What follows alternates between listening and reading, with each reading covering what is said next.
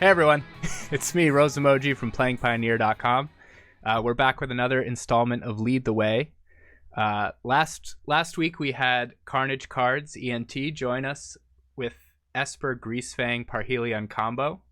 And I was playing through the deck, and he was kind of walking me through the gameplay. This week we're switching up the format a little bit. I know it's just started, but we're trying something else out where Karnage is going to actually play the deck this week, blue-white control, and he's going to play through an entire league with me here to kind of ask questions and for Karnage to give me an idea of the thought process while he plays. We're working with blue-white control this week, which got quite a few additions from Neon Dynasty.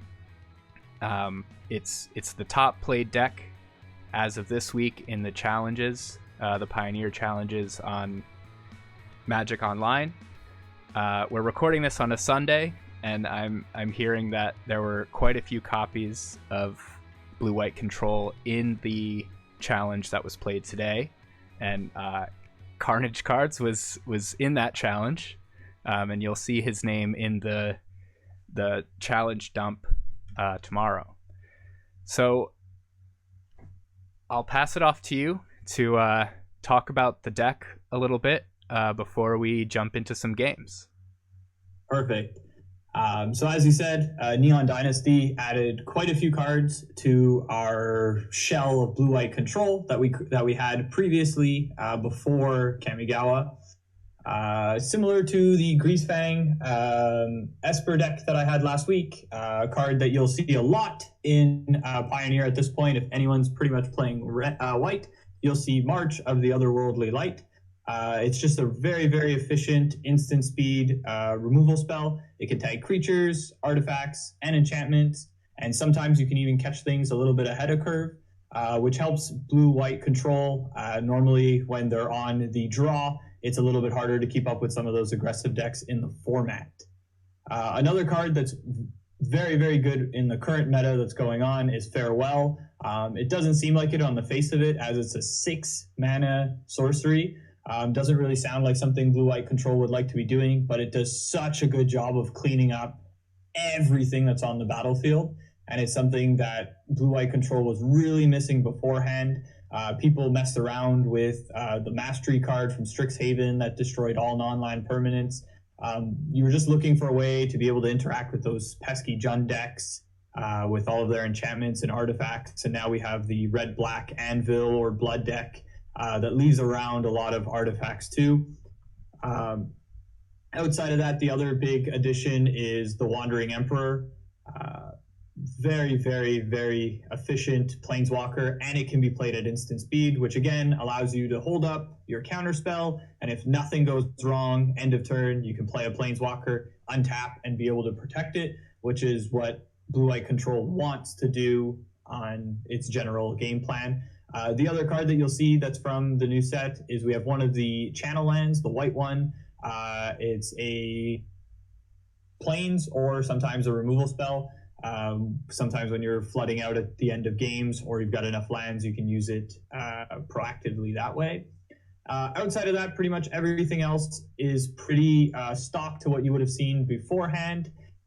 We have the Teferis, a Shark Typhoon, 3 Supreme Verdicts, which I'm not playing the 4th, as I think Farewell is kind of the pseudo 4th Wrath that we have in the deck. 3 Memory Deluge, 2 Narset, Parter of the Veils, which is just a great card currently against Phoenix and some of the other controlling decks that are running around. You've got Absorb, your 4 of there, 3 Dovin's Veto, 3 Censor, and then my other removal spells, which are like removal spells 5, 6, and 7, are Azorius Charm and Fateful Absence. These are just other removal spells you can use to pair with March of the Otherworldly Light. You're playing 27 lands, which I actually think is maybe too low. I've had a few times where I wish I had a few more. The negative to the blue-white control deck is that you have to play irrigated farmland just to have enough density of blue and white lands. And sometimes this can hurt you later in the game when you're just looking for that, fourth land untapped for Supreme Verdict or fifth unland tapped for Teferi. But overall, the deck is really, really solid. Similar to what you would have seen before, but the Neon Dynasty cards are what really pushes it over the edge. Just a couple questions. I've seen people flip-flopping between Fateful Absence and Azorius Charm. Could you kind of go over your reasoning for including both and maybe for including more Azorius Charm than Fateful Absence? Yeah. So Fateful Absence is definitely the worst of the available 2 mana removal spells that Blue-White had, which is part of the reason why it was not at the top of Pioneer beforehand, was that it leaves behind a clue token, which in a lot of situations doesn't feel like a lot. But when you're just trying to trade 1-for-1 and be ahead on resources, a lot of times you're not going to be with Fateful Absence. It's why we saw that kind of switch in the meta where people started playing more Azorius Charms, as it was an efficient 1-for-1 trade, and you can use it to draw a card. What happens a lot with Blue-White Control is that it's heavily slanted towards beating up on creature decks game 1, and when you get paired against a control deck or like a Phoenix deck or something that doesn't really play that many creatures, Azorius Charm can just be a cycle, which is super, super good compared to Fateful Absence. The reason that I'm playing a 2-in-1 split and not, say, 3 Azorius Charms or 4 is that the biggest problem that Blue-White Control has is how can it kill an opposing Hullbreaker Horror. Mm-hmm. So I'm playing 1 Fateful Absence as my hope that I have it at the time that my control opponent has it also. So that's the reasoning that I'm playing it like that. You'll see a lot of people up to 2, but it's really just to have a catch-all removal spell. Okay. And have you put consideration into the blue channel land? I put consideration into the blue channel land. I originally had it in the deck, and I don't think there's a high cost to just putting it in over an island. I think it's very reasonable. The reason I don't play it is that again, you're trying to trade like 1-for-1 and be ahead on resources. And even though, yes, it's a land and, obviously it's trading with some sort of permanent, it's just bouncing it back to their hand and it's not really dealing with the problem. Mm-hmm. So it's just something that I didn't love. But like I said, I don't think there's a high cost to just removing an island and playing a Tawara. Great. Yeah. And how about the sideboard? Yeah, sideboard, you have your 3 portable holes. These are for creature decks, anvil decks, Jund decks, anything with, a density of permanents that cost 2 or less. You have your Rest in Pieces, which are pretty much just for Phoenix. You can bring them in the Jund matchup, depending on how much they're in on the whole cat combo. But it's really, really there for Phoenix. It's a card that if you play it, you pretty much can not worry about half of their deck, and you can focus on the other half, which makes it a lot easier to game plan as you're sequencing your spells. I have the other Farewell, exactly like I was saying before, mostly for the Jund and Anvil matchups, any matchup that I can sweep away a bunch of permanents off the battlefield. Hullbreaker Horror is just for the control matchup. The control matchup post-sideboard pretty much turns into who plays their Hullbreaker Horror first, mm-hmm. and it lands and you untap. If that happens, you pretty much just win the game on the spot. Control mirrors are not as grindy and long as they used to be. He's the reason why. Shark Typhoon, for a few other matchups, like Phoenix, the other control matchups, you want to have at least 2 in your deck, as it's just a nice cycle and it puts something on the battlefield that needs to be answered. Mystical Disputes, which have pretty much become stock at this point in time. You need to be playing some sort of 2 to 4 of them. I'm playing 3, as I think that there isn't as much blue as there used to be running around, but I think this can change after we see the uptick in blue-white control. Narset Reversal, it's pretty much so that you don't get snagged by the 6 mana spell Thought Distortion. Yeah, it's pretty much your only answer to that. It comes into in the Phoenix matchup as it's really, really painful when you use it on a treasure cruise once they've delved away their 7 cards. So it does have some utility in some other matchups. The Aether Gusts are for all the red and green decks that are going around. That mono green festival deck, as they call it, is seeing a huge, huge spike in play. And something like Aether Gusts is just really, really good as it puts it either back on top or they just can't afford to draw that again and it goes right to the bottom. And I play a singular Dampening Sphere. That's mostly for the Lotus matchup. It's my silver bullet against them. The Lotus matchup is just really, really hard to play and navigate through. So I play a Dampening Sphere just for that. But there are a bevy of other cards you could play in that matchup. It's just the one that I choose and personally like the most.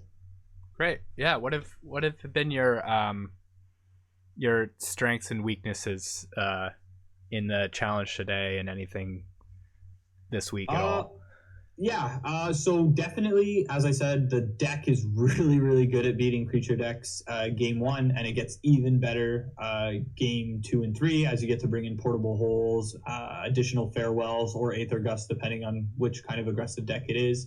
The control matchup is by far the hardest matchup for it. So that mirror or blue-black control, something like that. Anything where they have a Hullbreaker Horror, it's really, really hard. It's pretty much a race to see who can get that in hand and get that out as quickly as possible. So it can be a little bit frustrating as you can carve your hand and you can sequence perfectly and you can still just lose because they found it and you didn't.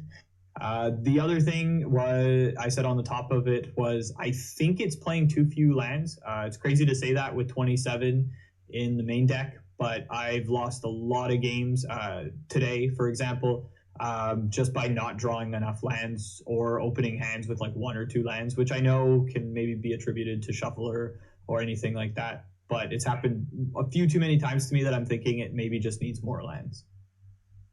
All right, let's play some games. All right, let's fire it up. Here we are, round 1. No companion reveal, so we don't know what we're playing against at this point. Opening hand, we have lands and spells. We have 5 lands. One of them can be cycled away for an additional card. We have 2 planeswalkers. In the dark, I think this is a keepable hand as we have lands and spells. We're going to be able to make our land drops for at least the first 5 turns. And that's pretty much what Control wants to do. All right. On the draw is never good. But we didn't see a Loris.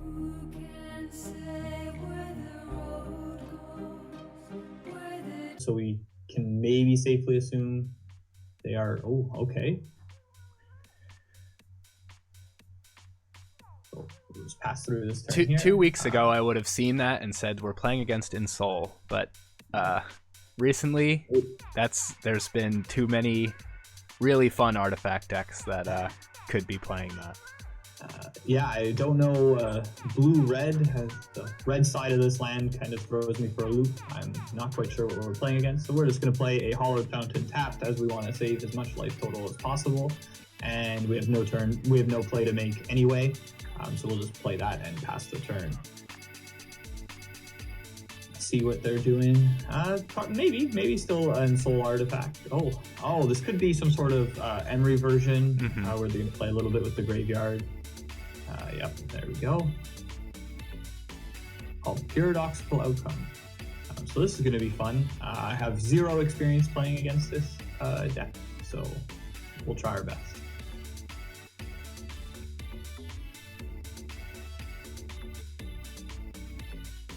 Ace Burns Prodigy. Okay. All right. So March of the Otherworldly Light. Going to be very, very good here, I think. As we kind of don't really want this Jace to flip, as we won't really be able to sweep it away or deal with it in any way here. So I'm going to play my island here, as you're always looking for a density of blue over white. And I'm going to march on this right away. I'm going to throw away the Wanderer. I don't think the Wanderer is going to be that great in this matchup, as it doesn't look like they're going to be attacking me in the traditional way. And I really, really want to get this Jace off the battlefield before it flips, as they currently have 4 cards in the graveyard, and just one activation will make it flip. So we'll pitch the Wanderer away, cast.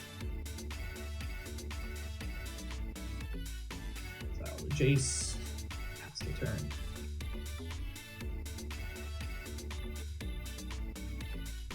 So the Emry currently can't do anything. There are no artifacts in the graveyard, so he's not going to be recurring anything. I think that it's very possible that he puts something into the graveyard this turn, but we really don't have a way to deal with that currently. Right.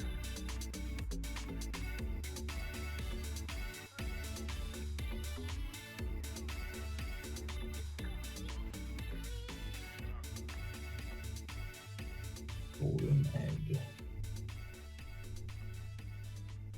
Card.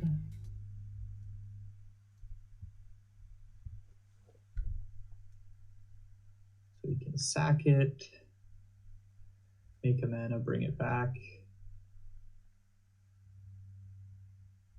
So he's going to draw another card, more than likely with the golden egg here. Narset is going to look very, very good, as it looks like their only recursion right now is drawing cards, and Narset will be able to shut that off next turn, and they won't really be able to attack it all that well.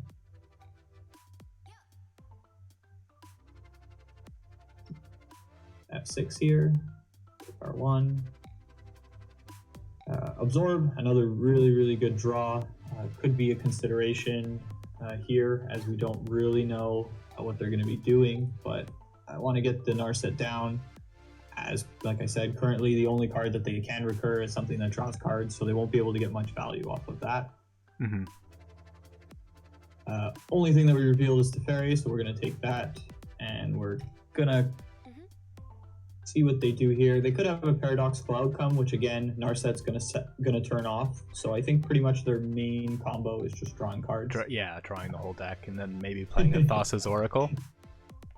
Probably something of that sort. Probably Thassa's Oracle. So this Narset's gonna look really good. We probably won't activate Narset again, as we'll try and nada. Okay. So this Supreme Verdict's looking really, really good. Second one is a little bit of insurance too. So we're going to play this on blue, as I said. We're always looking for a density of blue, as we have more cards that need blue than we do that need white. And we have already our 2 white here, so we don't need to worry too much about that. We're just going to get it simple here. We're going to wipe away what they've got going on.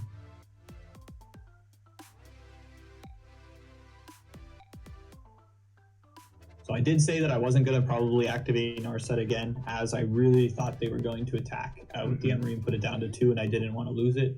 But I have very little to believe that they're going to be able to deal it 1 damage, so I'm going to try and get my card off of it. March of the Otherworldly Light is what I'm going to take here, as it can deal with either another Emry or some sort of other pesky permanent that they're going to play. And again, we'll just F6. Let them do their thing, and they've conceded. Okay. So I think Narset is just something that they're not going to be able to interact with all that well. And you're running you're running 2 or 3? Only 2, as Phoenix seems to be decreasing a little bit, and it's probably at its best in that matchup there. But definitely, if Phoenix starts to rise a little bit more, you'd want to consider putting in more Narsets, as they're just so good in any matchup where the opponent's trying to draw a lot of cards, like our opponent on Paradoxical Outcome.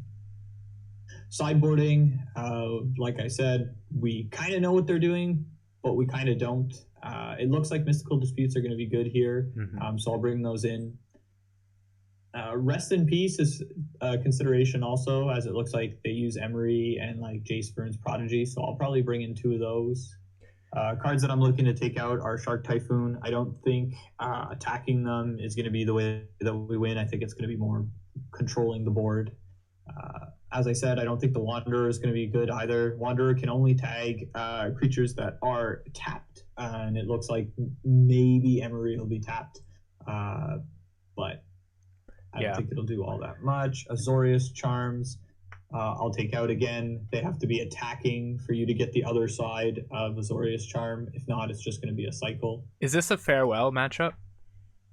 Is this the matchup you bring in the second farewell? This is definitely a farewell matchup. The fear, though, with farewell is, can we get to 6 mana before they do what they're doing or counter it? But we're definitely still going to bring it in. I'm going to start with the 2 rest in pieces, and I want to find room to get the other farewell in.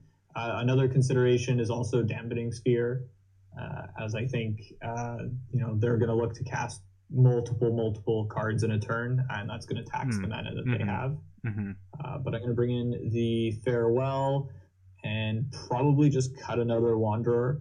I don't think it's going to be that great. The fear that they have their own Hullbreaker Horror is kind of scaring me, but I won't sideboard accordingly until we see it. Okay. Yeah, some of these decks I know Timu plays a similar like paradoxical outcome deck. He doesn't have Vern's Prodigy or anything like that, or Hinta, but he plays like Hullbreacher Horror as like his top end card that he brings in against control decks. So I think that this person definitely could be doing something similar.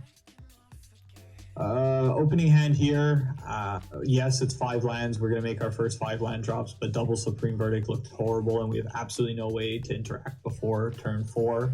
So I'm going to mulligan this hand. This hand's not much better, but we're not going to go any further down from here. We have 3 land drops, a counterspell, a Supreme Verdict, a Teferi, and a Farewell. I'm going to put back the Farewell, although I think it could be really, really, really good in the matchup, but I think we can't guarantee we're going to get to 6. There's nothing in your deck that Rest in Peace hurts, right? That you needed to board out? Technically Memory Deluge, but that's why I'm playing right. 3 Memory Deluge over Dig Through Time. Yeah. As I don't want to be as cold to bringing in my Rest in Peace and then bringing out my like source of card advantage.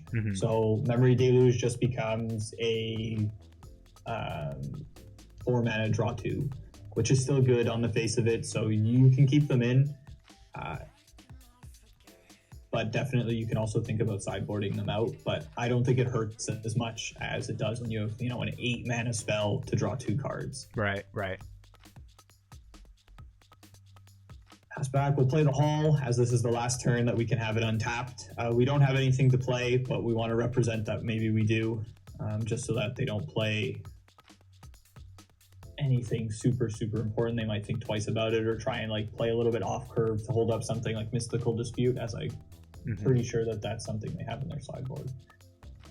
It looks like they maybe missed their land drop, so this is going to be good for us, as we're going to be able to create a little bit of a mana advantage. I'm going to play a Henge Gate Pathway here on the blue side, so a Mistgate. As I said before, we want to have a lot more blue than we do white, as we have a lot of counter spells that need double blue. March of the Otherworldly Light was a very, very good draw here, as it's going to allow us to deal with a threat, and now that we're ahead on mana, we're going to be able to tag it when they play it, not in response. They missed another land drop? Yeah, missing their other land drop. This might be a little bit less of a game. Here we're going to play it on white, as we want to have double white for our Supreme Verdicts, and we have triple blue. So this is a moment where like Memory Deluge looks really good. If we had boarded them out, we would kind of just be hoping that we hit our 5th land drop and that Teferi is going to be able to resolve. We're going to be able to force action on the end of their turn. So if they are holding something like a Mystical Dispute or a Dovin's Veto, we're going to force them to either play it here or just allow us to kind of find lands, make our land drops. So more than likely, the reason they kept a 2-lander was because they had ways to interact with what we were doing. So I definitely think that they have at least 1 counterspell, possibly more. So we're going to cast this Memory Deluge on the end of their turn. They did not play anything. We're going to take Castle of Antris and the Wanderer here. I know I spoke badly of the Wanderer, but it's going to be the perfect type of card we're looking for here, as again, we can force action on their turn. Yeah. And if they do end up countering or doing something, then we can untap and slam our Teferi and run away with the game from there. Gonna play Castle Vantress out and pass the turn. Looking to play our Wanderer at the end of their turn. Mystical Dispute is going to make that so much better of an interaction for us. If they do try and counter the Wanderer, we'll be able to kind of snag the counter spell and then still untap and play Teferi. They're going to play Mox Amber. I think just avoiding the discard. We're going to play the Wanderer here.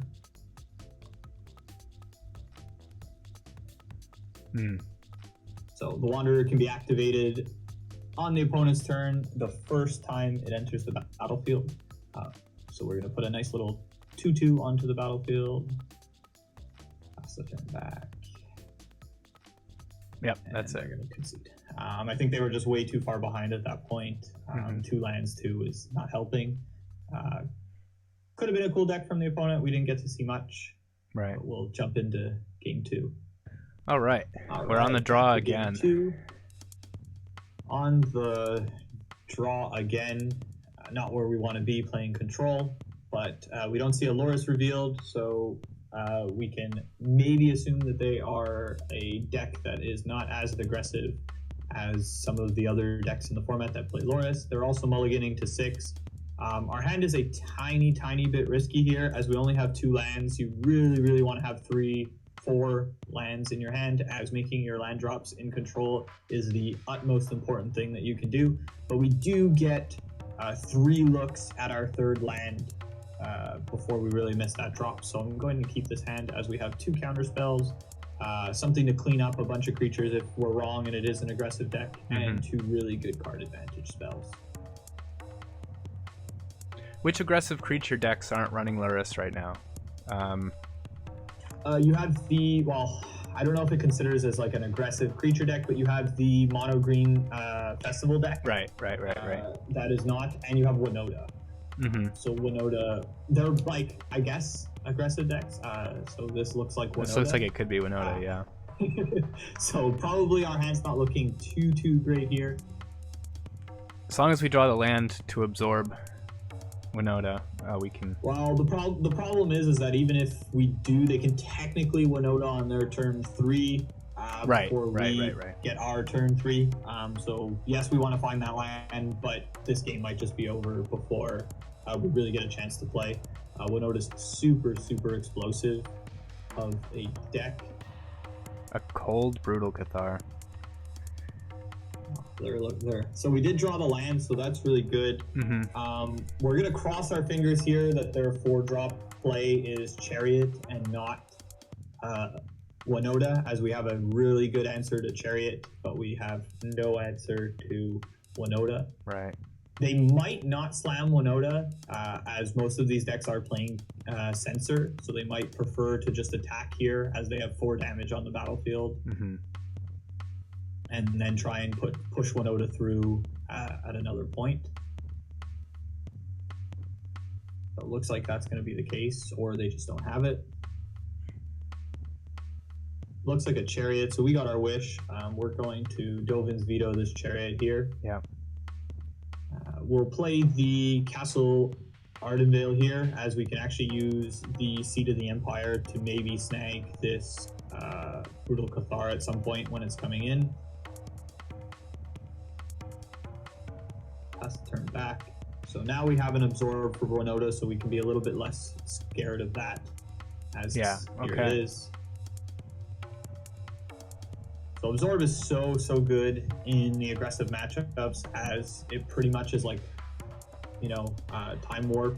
This attack that they're doing isn't actually an attack. Technically, we're going to be back at 17 again, and we got to hit one of their important spells.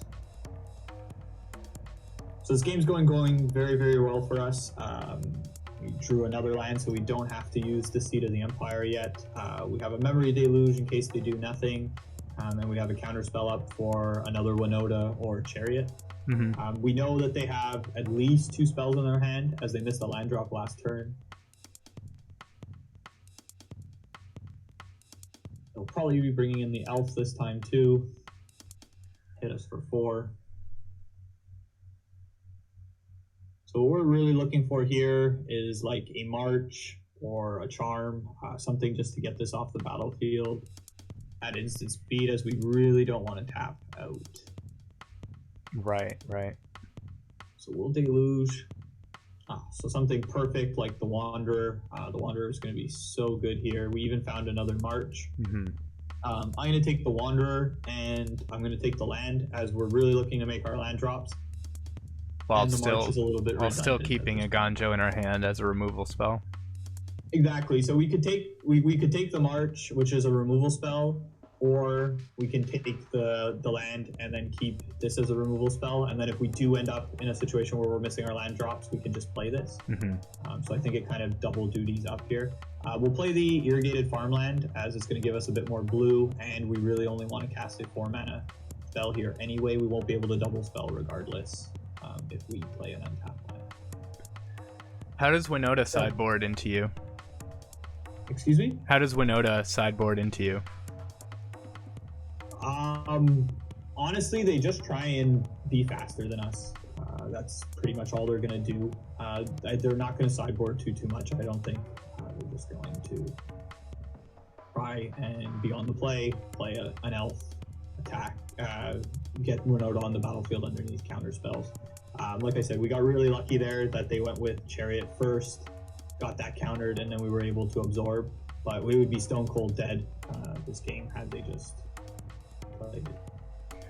So we didn't Emperor exile something away so we could hold up absorb for. Yeah. So exactly. So what we preferred to do here was see what they were going to do afterwards, because had we played Emperor, we would have exiled this, still taken 3, and then they could have played something like Chariot, which would have been really bad for us again. So I'd rather do this at end step.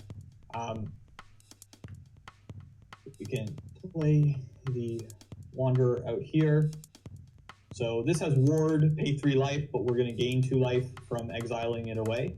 So it comes out kind of to only taking 1 to do this. Would you like to pay 3 life? Yes, I would. Gain some life back.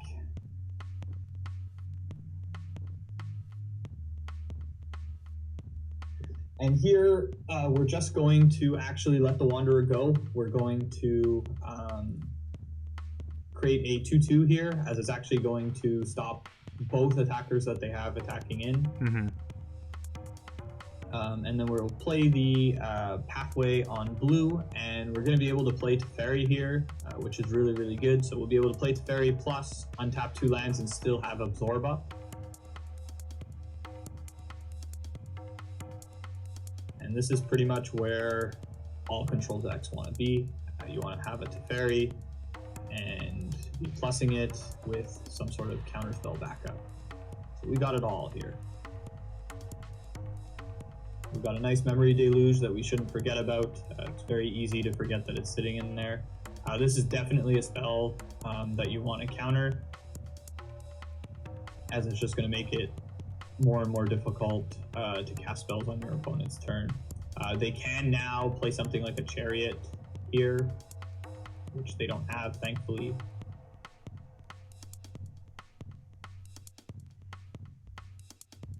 So we're kind of flooding out, taking the land over the March. Looks a little bit bad here, as we've drawn lands since that point. But we have Teferi, and he's going to help us find some action. Emry Deluge is great here. I'm going to probably Verdict here, as we don't have a counterspell to anything anyway, and it's less and less likely that they have a spell that's relevant, as they had 4 mana up before and could have played something like a Chariot after we countered and were tapped out. Play the Supreme Verdict here. Play the Hall. We'll still be able to untap and have 4 mana to cast this Memory Deluge out of our hand. Yeah, and leaving no non-human creatures behind in a Winota deck is always probably a pretty safe always bet. Good. So even if they, drew a Winota off the top, it was just going to be a 4 mana 4/4, which is still something, but we have the Seat of the Empire here that can deal with that. Worst case scenario there would have been a Chariot, as it would have put 2 creatures on the battlefield and something that they can crew later on. So we're going to cast Memory Deluge here at the end of turn. They've conceded the game, as they know that we're pretty much far ahead at this point. So that game went as perfect as it possibly could against Winota, but it's important to note that that could have went horribly wrong for us. Had they just slammed Winota on turn 3, they would have attacked, at least had 2 triggers. I mean, they could have whiffed or something like that. We would have untapped on our turn 3, still not been able to interact with the Winota and get hit again. So probably the game would have been over at that point, and that's what they're going to try and do at this point, is they're going to try and do something like that. Depending on how many Voice of Resurgence they play main board, they're going to either bring in some more of those too, as it makes it hard for us to interact on their turn with our counter spells.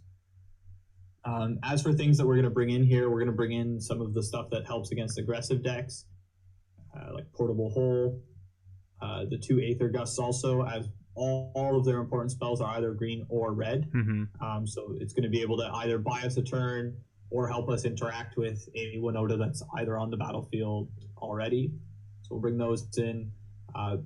Farewell, another consideration here, as it can help mop up the Chariot that's left behind and everything. So we'll bring that in.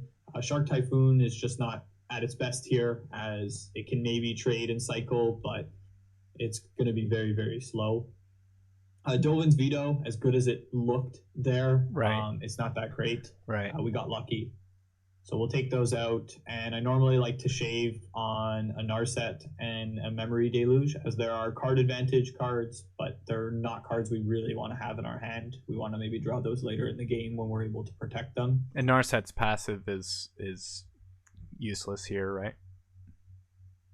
Pretty much. It doesn't do anything at all. They might have the 3-mana werewolf Tovalar that lets them draw like additional cards if wolves deal combat damage, but that's so narrow that we're not going to keep it in just for that. So we're going to go like this. So them on the play is going to be really good. I was just about to say we are going to look for an interaction on turn 1, a Portable Hole. So we're going to keep the hand practically on the back of having Portable Hole. Portable Hole is going to allow us to nail their mana accelerant on turn 1 and make them play kind of on curve, which is going to be good for us. Even if they turn 4 Winota, we'll be able to be on our turn 4 after that and sweep everything up. So we just have to hope that we don't die because they hit, pretty much the nuts. Yeah. So we'll keep this.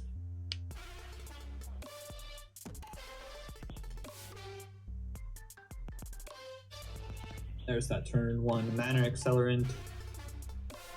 So again, we're looking just to draw our 3rd land. Same scenario as before. We have 3 draws to find it.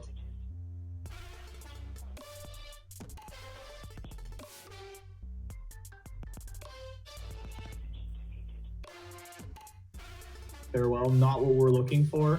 Very, very expensive and a little bit redundant in our hand. We're going to lead on Hollowed Fountain here to get that elf, and we're going to pay the 2 life. And we'll pass the turn. So we've got 2 more draws to find that 3rd land. And then we also need to find land 4. So we're pretty much just looking for lands at this point. Voice of Resurgence is also going to make it hard for us to interact on their turn.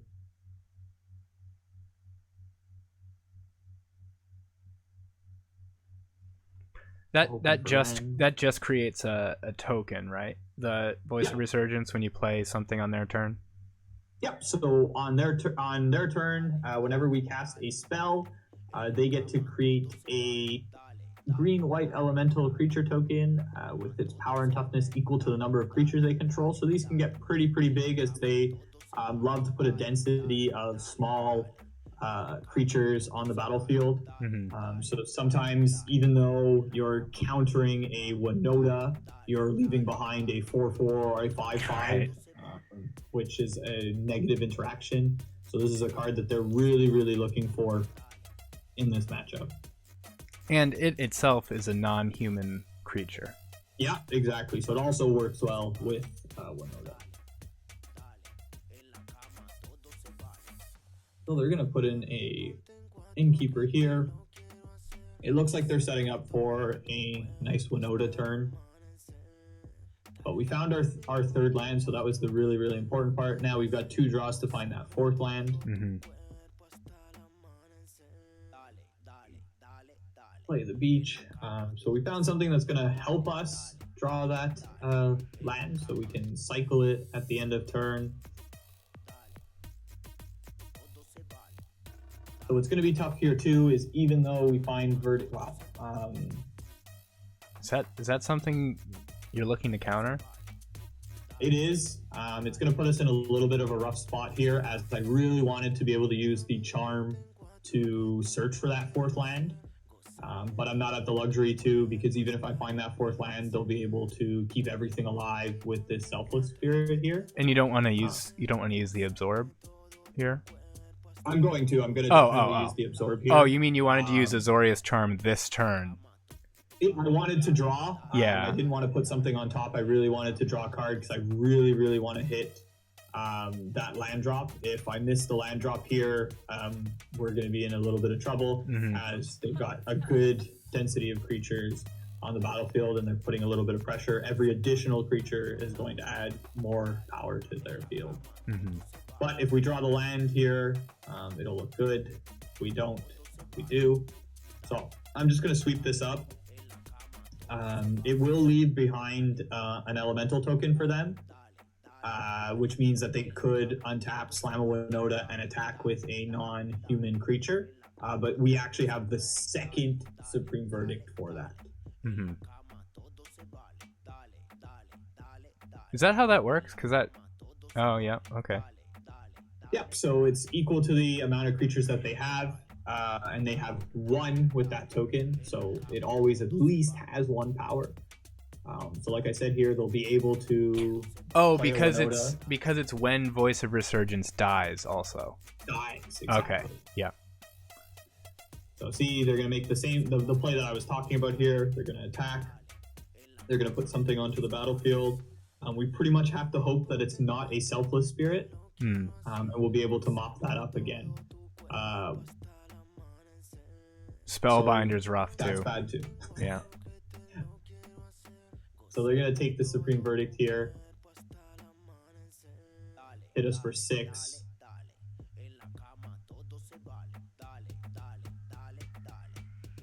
Land isn't bad, but it's not good. We'll be able to counter something here that they play. If not, we're going to be taking a large attack. So we're looking for a bad hit here. That's really good. Going to put this token on top.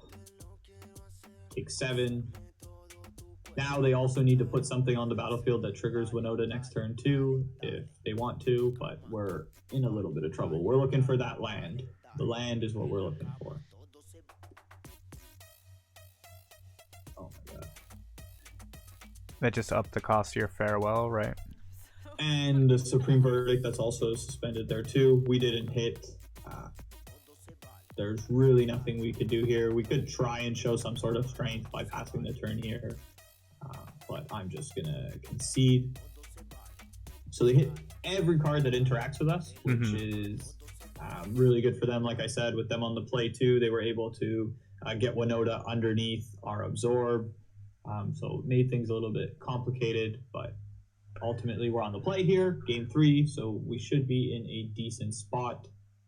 We can double check the sideboard to see if there's anything else we would bring in, but I think that we're pretty solid on what we've got going on. Again, we have a 2-lander. This was what I was talking about in the deck tech. I just think that there needs to be more lands in this deck, as crazy as that sounds. But we're going to keep this hand as we have a cycle. We have 2 pieces of interaction early, and we have some planeswalkers. It's pretty much all we could ask for, but again, we'll be doing the same thing we were doing before, which is crossing our fingers that we draw pretty much lands here on out. So Portable Hole is going to help again. It's going to stop them from accelerating. through. I'm going to lead on the island, as if we draw, say, a plains off the top, we might want to just play the plains and play this on blue. So you want to hold these in your hand as long as possible, as you have to make a firm commitment of which land you want it to be. So you want to get as much information as you can before making those choices.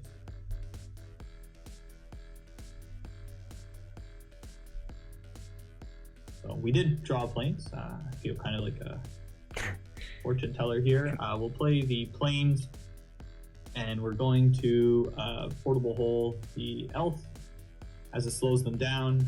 Similar to last game, we're pretty much hoping that it's just not a Voice of Resurgence here. Looks like it is, though. There it is.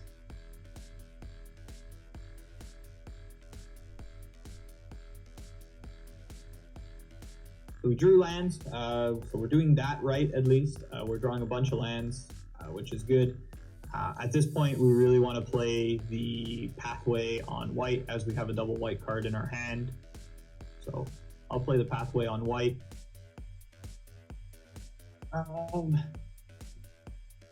There's an argument to be made that I could use the Aether Gust here on the Voice of Resurgence and kind of just set them back a turn. And I kind of like it. So I think I'm going to do it.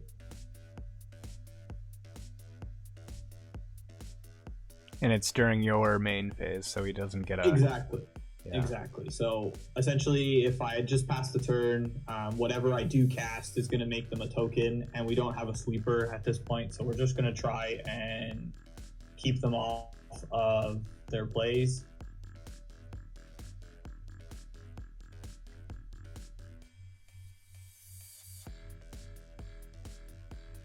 Farewell's an all-right draw.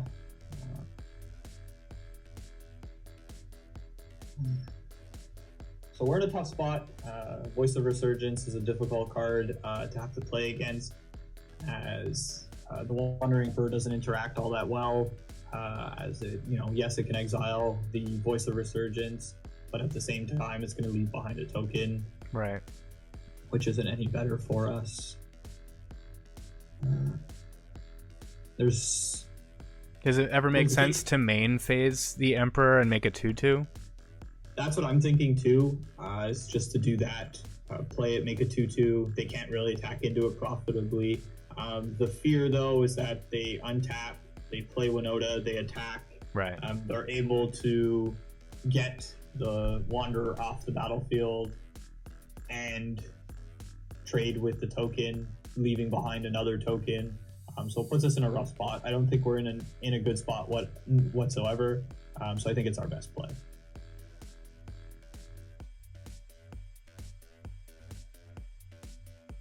I think it's very low that they left in Brutal Cathar, so I don't think we have to worry about him getting the token off the battlefield, and then freely attacking the Wanderer.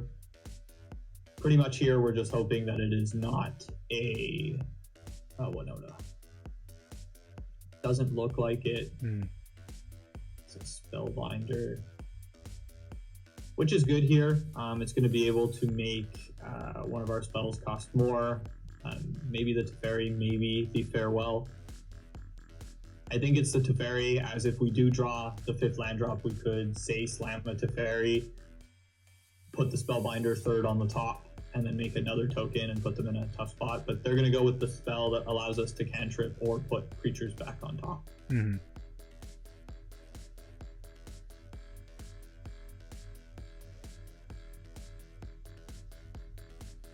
So we're hoping for land.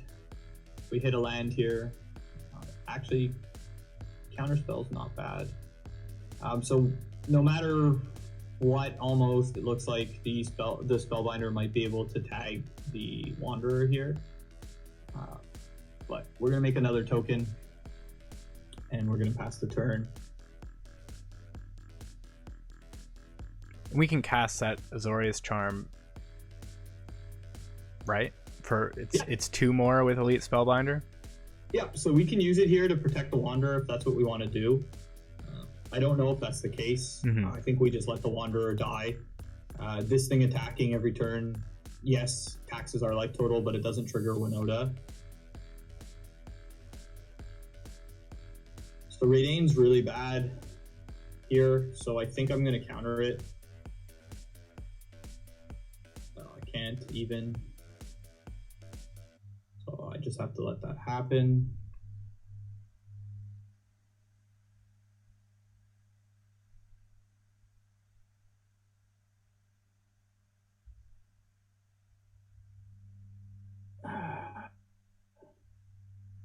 Take the Wanderer out. I don't think there's any reason for us to keep it alive, as even the Radane can tax it next turn too.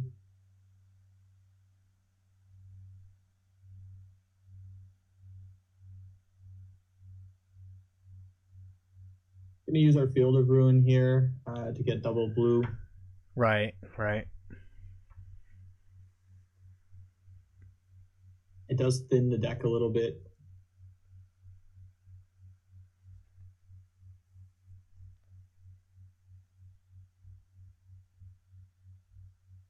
Censor's an awkward draw.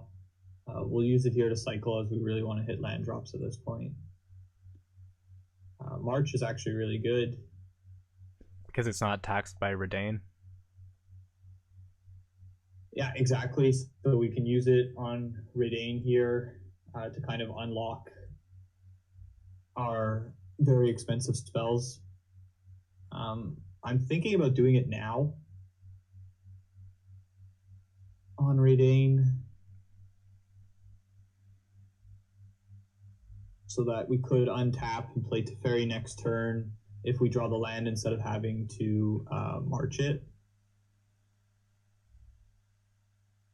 I think I'll do that.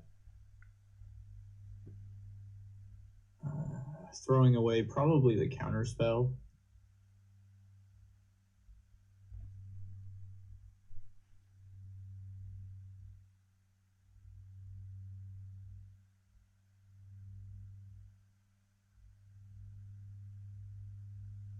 So again, we're just trying to fade Winota. Here, if we can draw our 5th land, we can play the Teferi, put the Elite Spellbinder back, be able to protect the Teferi with the Samurai tokens, and then hope to find that 6th land for Farewell. Right. Farewell is good too, it exiles, so if we do get to a point, it's actually not going to leave anything behind for the voice either. I'm curious what their hand makeup looks like. At this point, they haven't dropped any of those 4-mana spells, but could be coming here. Oh. Hard casting the Blade Historian. Wow. So it looks like they might be flooding a little bit. So they're just going to attack with the Elite Spellbinder.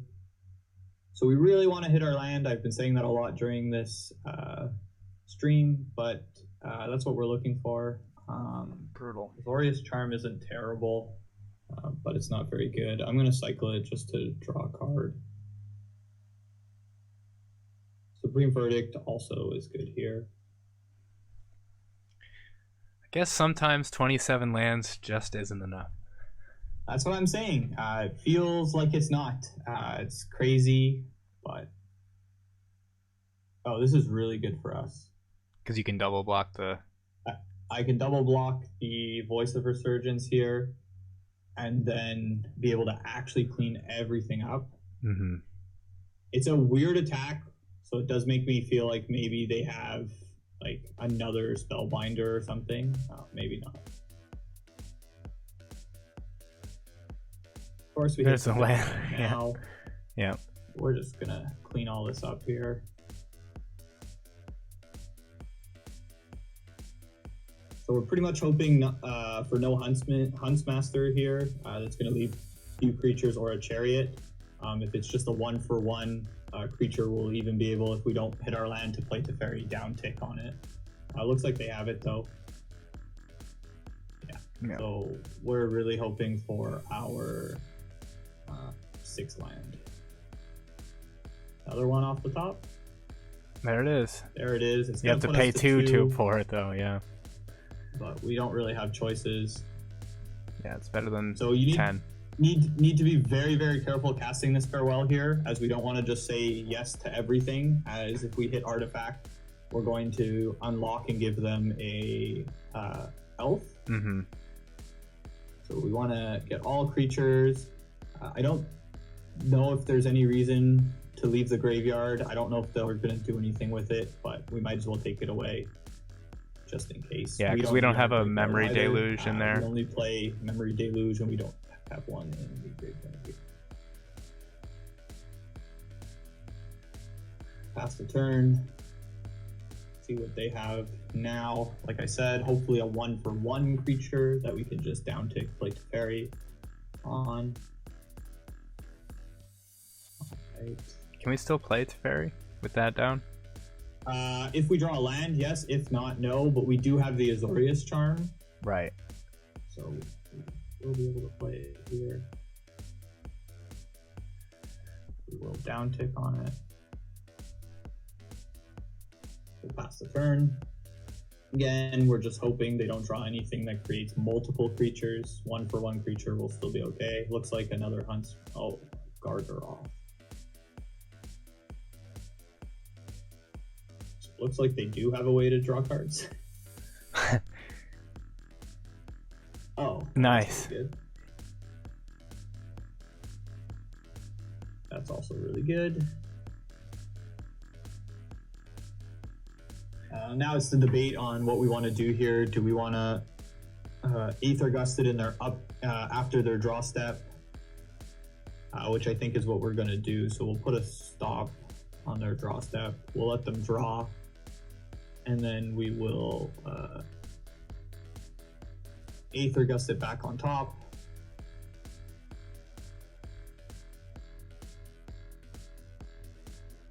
So this also means that we know the Radane's coming a card later if they choose to put this on top too. Right, right. Which is good. So they put it on top. Yep.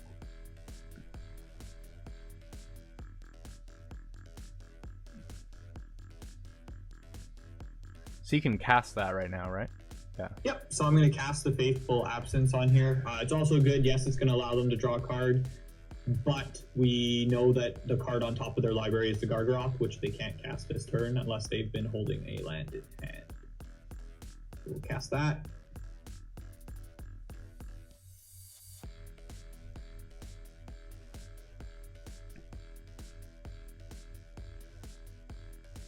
They're going to draw right away. We know it's the Gargaroth, so they need to have something else to cast this turn. They do not. So this is where Teferi shines. This is going to allow us to draw 2 cards this turn. And then, so got a nice clean answer to the Gargaroth now.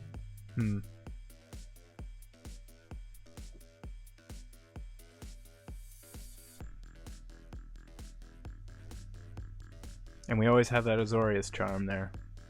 Yep. I'm probably going to cycle that on this turn. So this is amazing for us. Mm-hmm. We're going to be able to sweep both of those away next turn. So I'm going to use the charm here to draw a card. March is going to look really good here too. We're getting low on clock, so I'll have 6 here. Wanderer is great. We're at the point where the game is in our hands. Little Verdict. It's going to cost 2 more.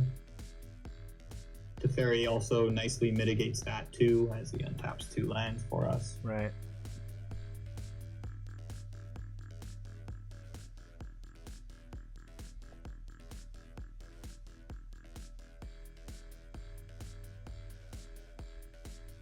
Okay. With it on the stack, we'll use the March on it. They're gonna make this Wanderer cost 6, but we've got a lot of mana, so it's not too much of a worry. Mm-hmm.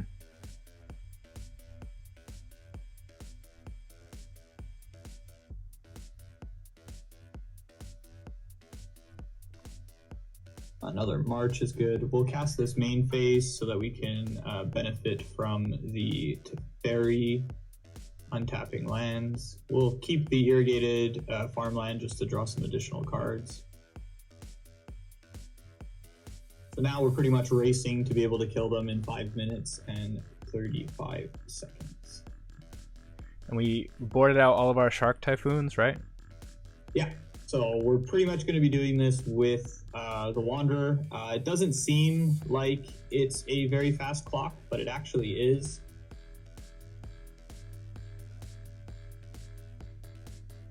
We also have the scary threat of Teferi. We have another Wanderer.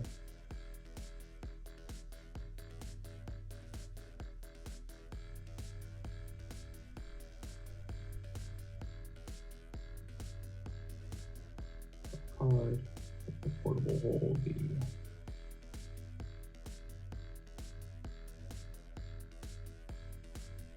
So what's going to be really cool here is we're going to be able to make another 2/2 and then play an additional Wanderer and then pump one.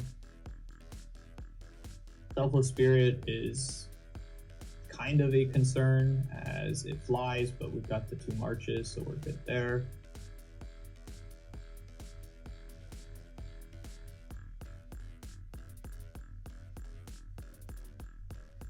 Make another 2/2.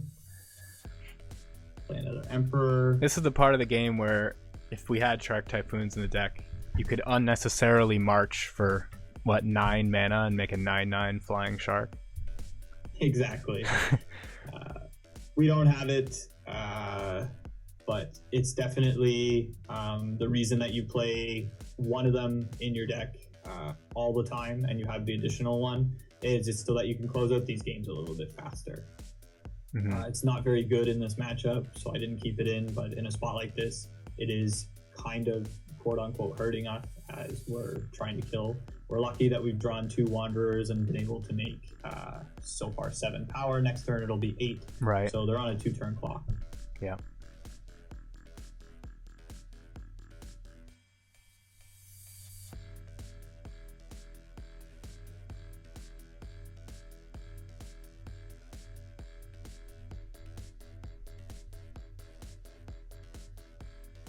Going to cast it main phase to benefit from the Teferi untap. A lot of lands here. That's where they all were, in the bottom half of the deck. It makes sense, because we were missing those for a little bit.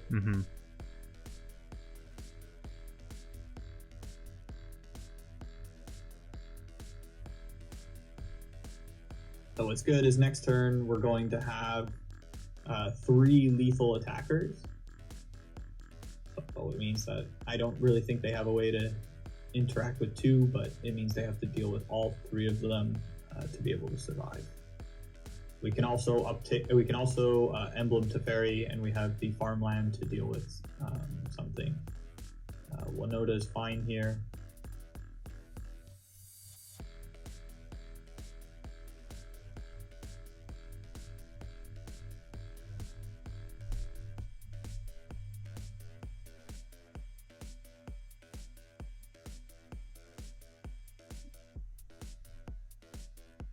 Seems like they're stalling a little bit.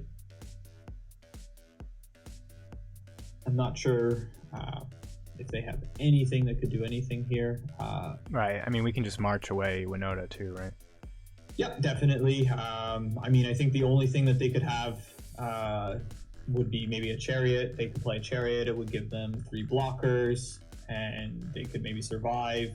And at this point in the game, they have to play like I just have all lands, and even with that, we have the Teferi that would be able to downtick on the Winota.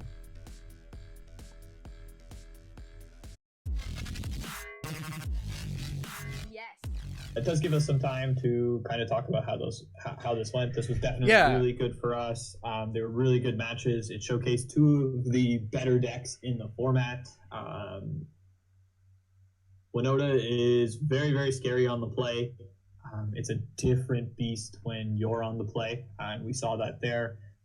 We were able to deal with their turn 1 play, then they played a turn 2 play, and a turn 3, and we were on turn 3, so it was very easy for us to be able to interact. We missed a few land drops, which made the game a little bit harder for us, but you could just see the difference when they were on the play and when they were on the draw. Right. We were lucky to get game one on the draw. That was the deciding factor in this matchup. And then this one was just grinding them into oblivion. Yeah, that was it. We were just, hoping to make those land drops. We have a lot of spells that trade 2 for 1, 3 for 1, and that's what makes us kind of the better deck at turning that corner. The Aether Gust looked really good there. It doesn't seem like much, but it's actually a pseudo time warp, as we just made them replay the Voice of Resurgence on turn 3, which puts them off curve. And we got lucky that we didn't see a Winota earlier. Right. Any movie recommendations?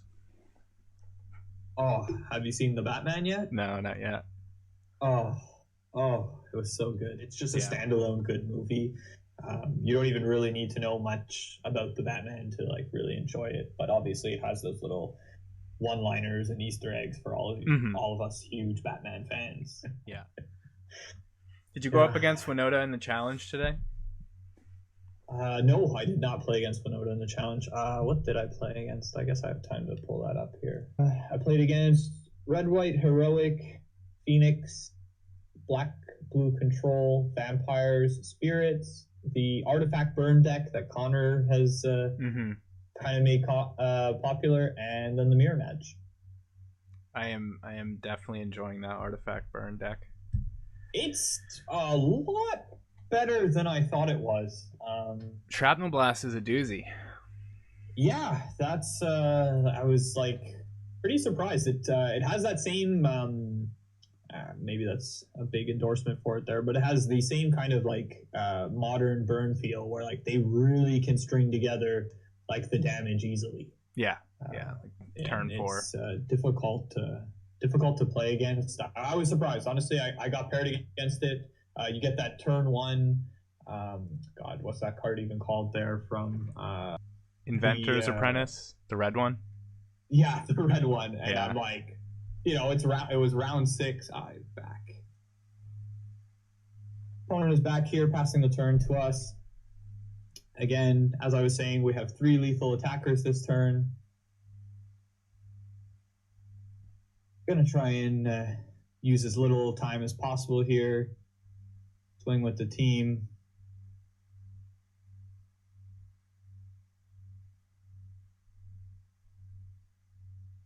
And get that win.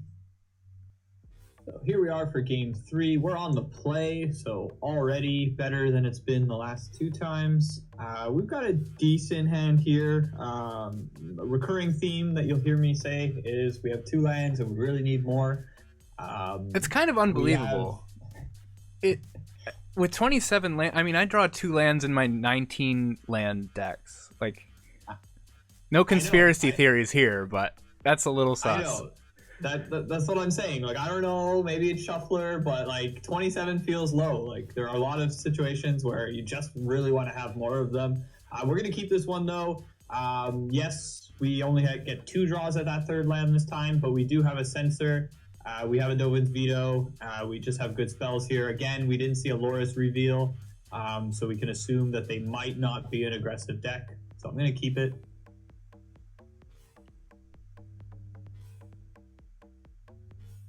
Going to play the farmland first, as it's the one that comes into the tap, and it allows our castle to be untapped next turn. Could be...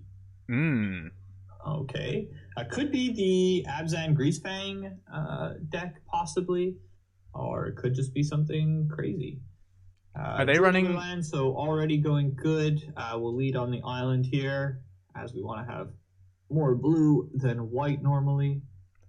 Is Abzan Greasefang running Blood Fountain now? They aren't, but that's the first thing I could think of. I think I've seen some lists with 1 or 2 in the list.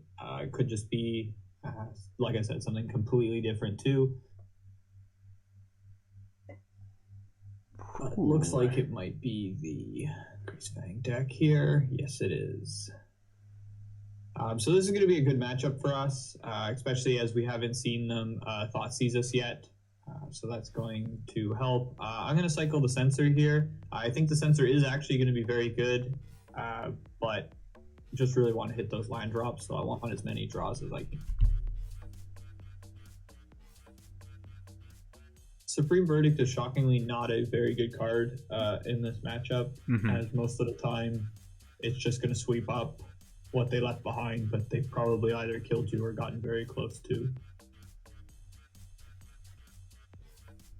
But we have the mana to absorb the Greasefang next turn. That's it. We've got the mana to absorb the Greasefang. They didn't show white this turn, which means they could maybe not have the white. They do get another look at it too with the blood token. The blood fountain is also going to be a bit of a problem, as it's going to allow them to buy back the Greasefang that we counter here. So we still haven't hit that fourth land drop, which is the one we're really, really looking for.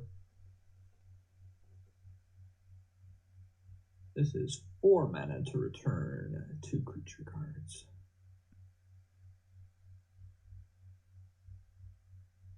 Have you been seeing Abzan Greasefang a lot? I've been seeing it more than Esper lately. Yeah, I've been seeing a lot more Abzan Greasefang than I have the Esper one. I think the reason being the Abzan Greasefang is generally a little bit better at grinding Greasefangs onto the battlefield than the Esper one, but I do think the Esper one's better overall. So we missed our land drop here, so this is going to be absolutely terrible for us. They can just make their land drop here, activate the fountain at the end of turn, and play the Greasefang again.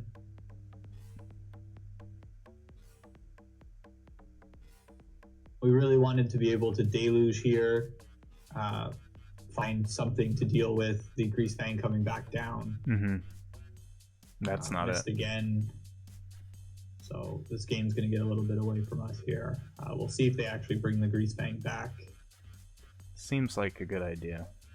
Yeah, definitely. The positive to this situation is that we will not die to one swing from the Parhelion. So if we do draw the land off the top, we can sweep it up and hope that they don't have any more recursion.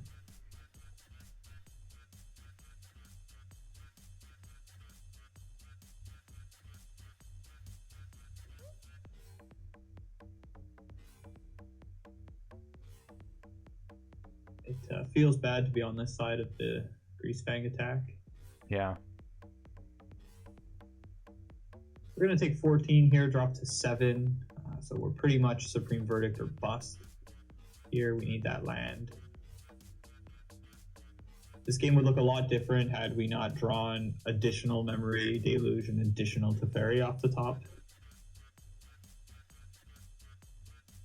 Again, no conspiracy theories, but this shuffler doesn't like you today. We drew the land, so this is good. We'll be able to Supreme Verdict this away. It's very possible, though, that they have a way to bring this back. They did not hit a Can't Stay Away, so that's good. Grizzly Salvage. Did they hit a Greasefang? They did not.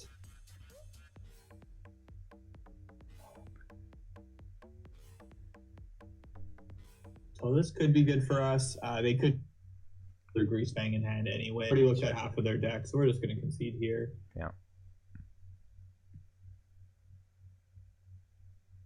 So we've got some good cards, though, for this matchup. Rest in Peace is going to look really, really good here. They have a lot of ways to answer it, but it's still going to be a good card overall for us. Farewell actually has a little bit of utility in this matchup, as it can exile graveyards after they put multiple Parhelions into the graveyard. Some cards that are bad here, again, Shark Typhoon. It's just a cycle pretty much at this point. They have a lot of removal, and they're going to keep in a lot of that removal, as most of it answers the Rest in Peace that they can assuredly think that we're going to have.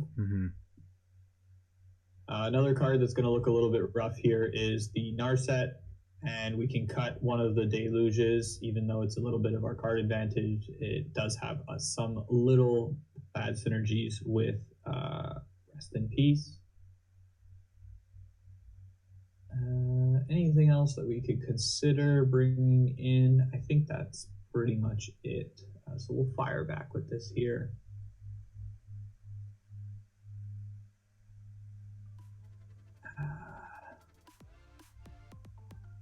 Hand's not great. We're pretty vulnerable to a Thoughtseize, but I think that's going to be the case pretty much with any hand, and especially mulliganing on the play isn't going to be good for us either way. So I'm going to keep this hand. We have 5 lands, so that's going to allow us to make all of our land drops that we badly need to, and we do actually have counter spells. I'll lead on the farmland.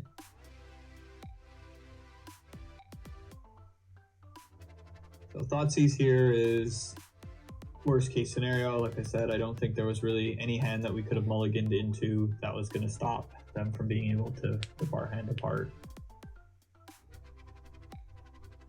So that's a good draw. Mm-hmm. Yep. So there's an argument to be made that we could wait this turn and then play it to actually have them throw away some Parhelans, which I think I'm going to do. And then you can still hold up veto for Blood Fountain or... Yeah, for Blood Fountain, additional Thoughtseize or something like that. So I think this might be the better play, but so fair enough. It worked out a little bit in our favor. We'll hit the Blood Fountain here.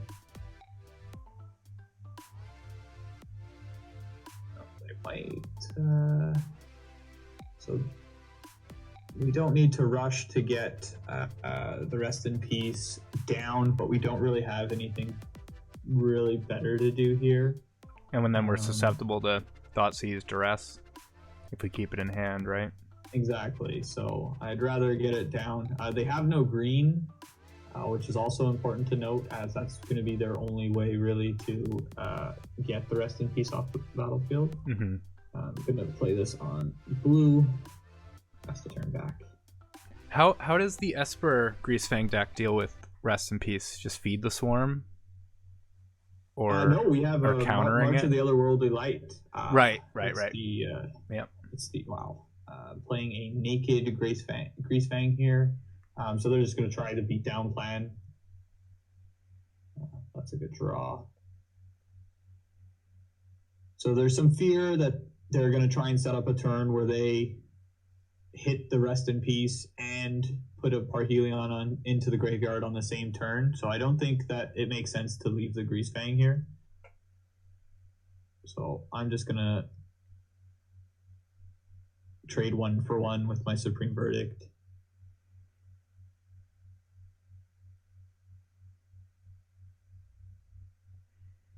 Now they need a lot of pieces to be able to get that combo together.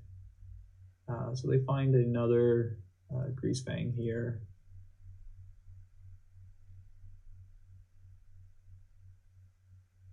And a Thoughtseize.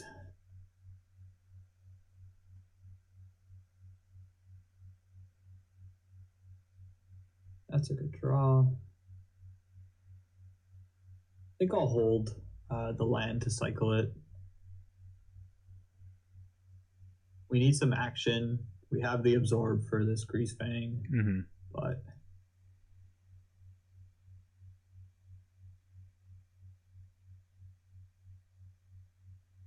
we know they have all spells in hand, which is also so this looks bad. Had I played the land, had I played the land, I would have been able to Teferi this turn, which would have looked a lot better. Voice of Resurgence.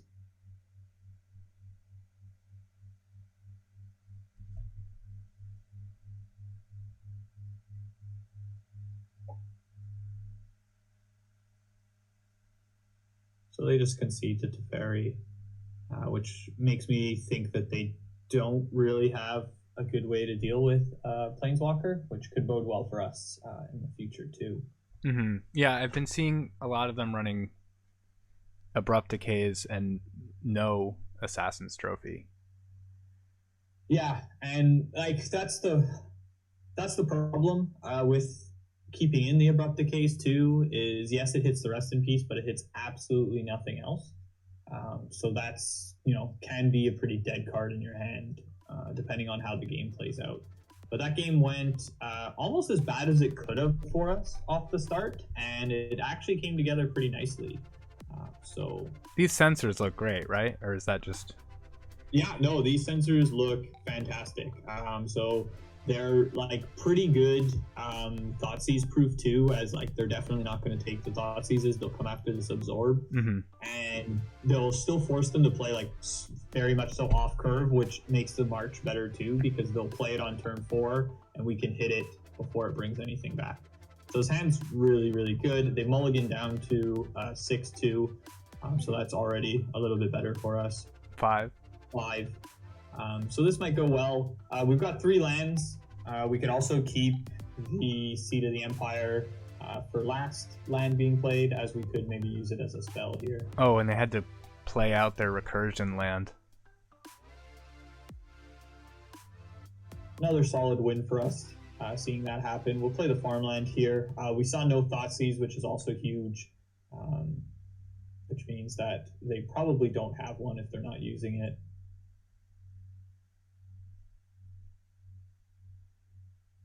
All right, so they get nothing with it, but they put 2 Parhelions into the graveyard.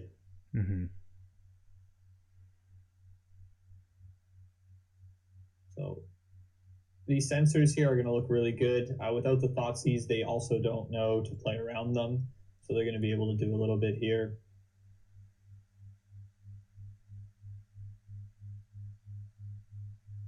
Oh, yeah. Going to use a nice sensor here. If they do have a land drop, it's going to hurt a lot not using it. It doesn't look like they have it. So missing on that Satyr Wayfinder was huge for them too, as they were really looking for probably their 3rd land. So we know that they don't have the 3rd land, and the 3rd land has to be white producing for it to even work with Parhelion. Right. With Greasefang, so that's good for us. We're going to pass the turn here with 3 counter spells, technically a 4th. If they don't do anything, we'll probably cycle. We will not let that Blood Fountain resolve, as now we're pretty much just going to try and deny them any sort of card filtering.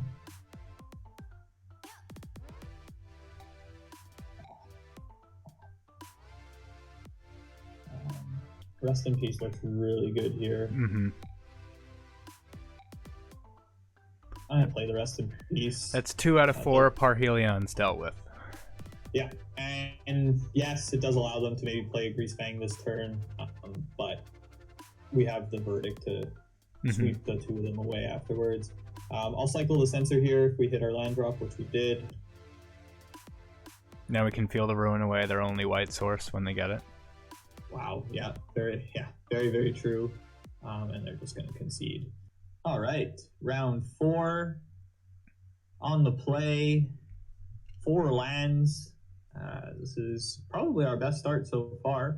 No Loris on the other side again, so we can maybe assume they aren't an aggressive deck. I don't see a reason not to keep this. We've got a counter spell on turn 2, a turn 3 play, and something to clean everything up. Opponent keeps 2. We'll lead on farmland.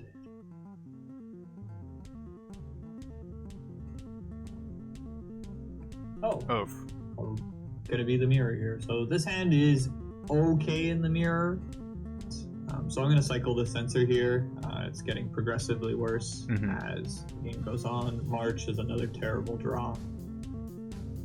Shark Typhoon, an outstanding draw. So I will pass the turn, and Shark Typhoon at the end of their turn, forcing some sort of action. But yeah, this hand is not coming together very well against the mirror. And they missed their land drop though. It looks even better.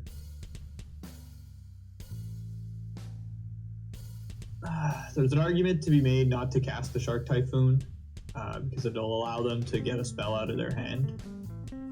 But if they're going to use a spell, it means that I might be able to resolve my Narset. Right.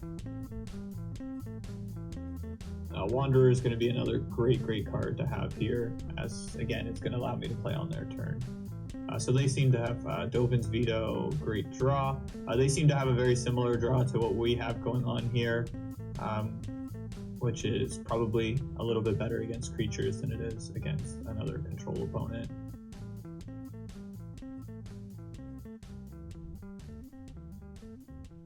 We're going to attack, pass the turn back to them with the Wanderer up.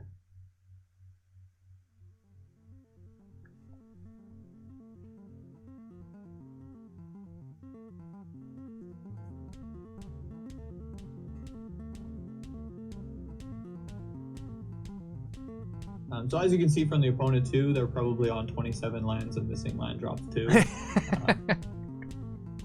I just think that you want to have a ton of lands in this deck. It just seems for some reason that we don't find enough of them. So this is what we wanted to see.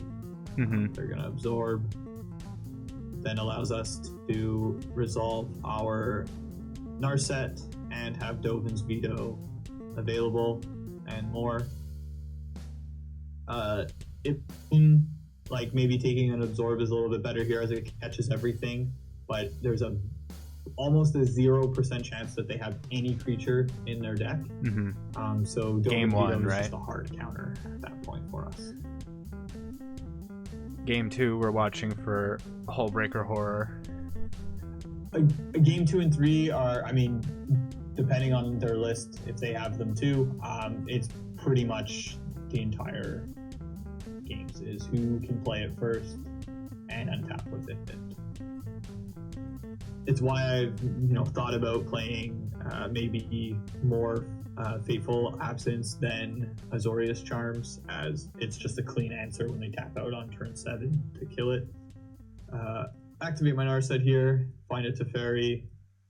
Pretty safe to land this Teferi here, as it's very rare that though it will have the Mystical Dispute in game 1, and this game is essentially over at this point. The control deck is already behind. I have a Dovin's Veto, 2 Planeswalkers. They're not going to be able to come back from this. They're not the old control matchups as we used to see, and kind of quickly now. We're drawing pretty badly. 2 more marches and a Supreme Verdict isn't what we want to see here.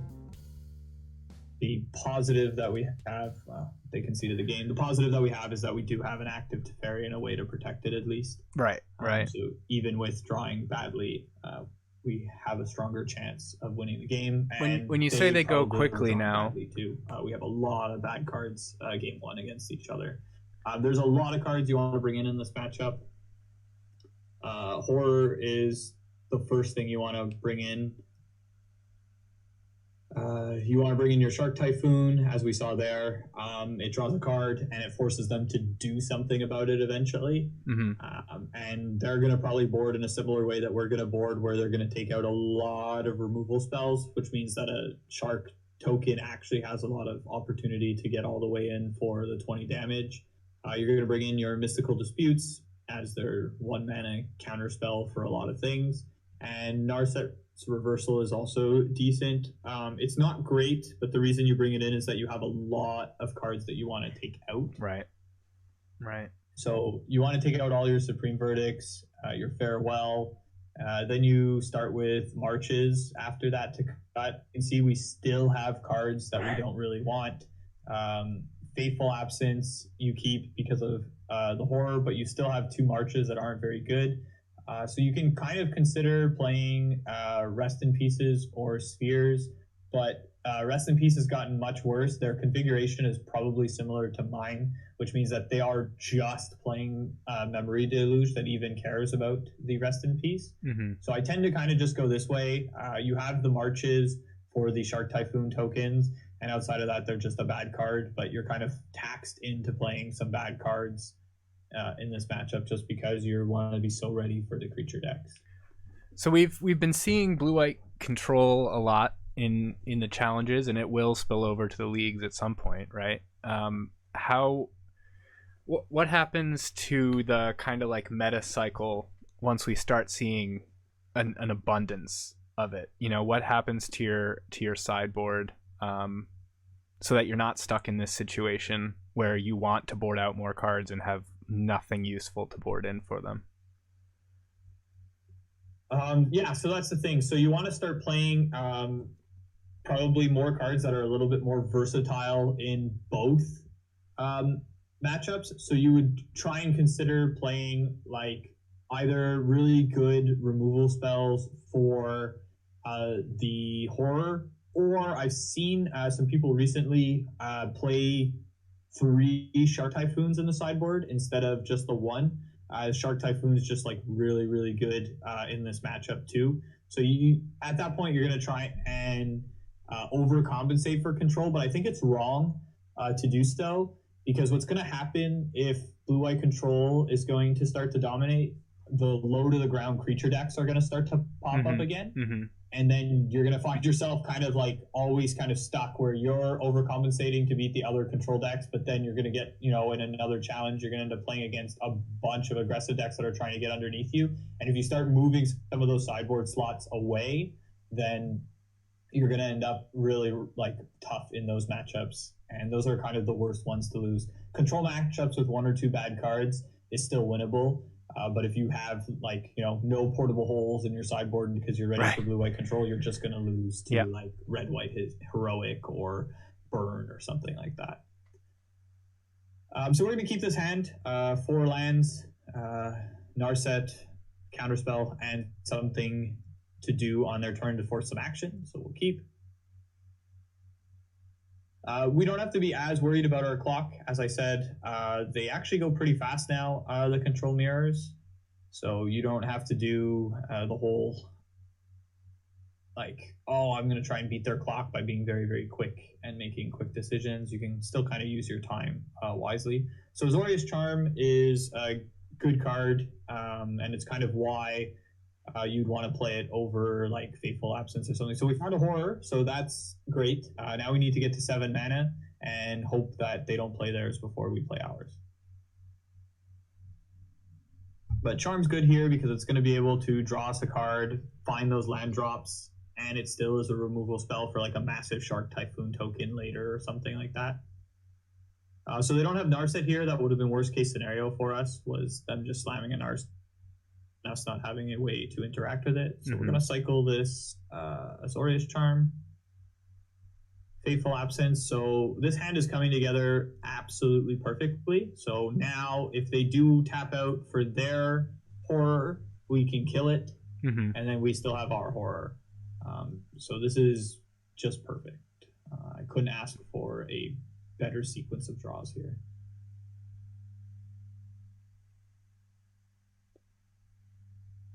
They're going to play their own Shark Typhoon here. It's good for us that it's a 1/1, as it gives us a ton of time to find an answer for it, because we really don't want to use this Fateful Absence on it. Right, right.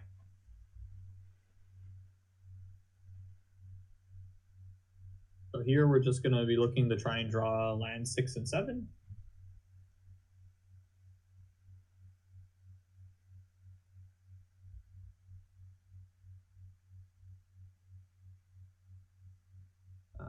So we're going to take 2 here. It's not ideal, but I could keep this Seat of the Empire to kill off this Shark Typhoon at some point. Did we leave any marches in the deck?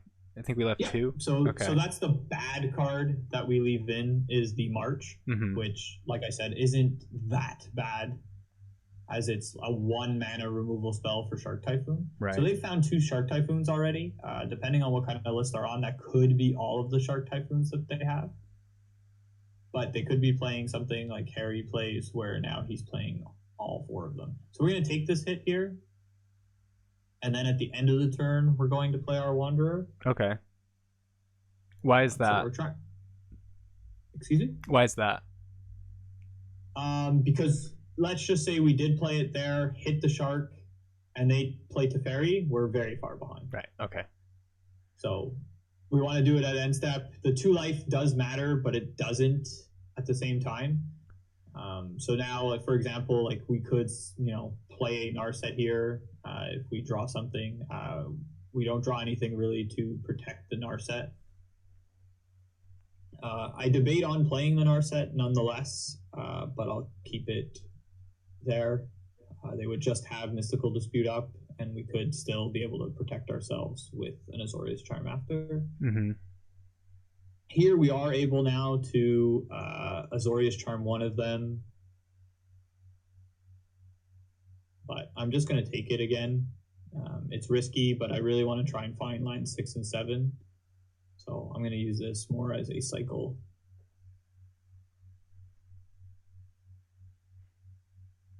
Nice. There's a land. There's the other one. Yeah, so we'll play this one tapped. Pass the turn back.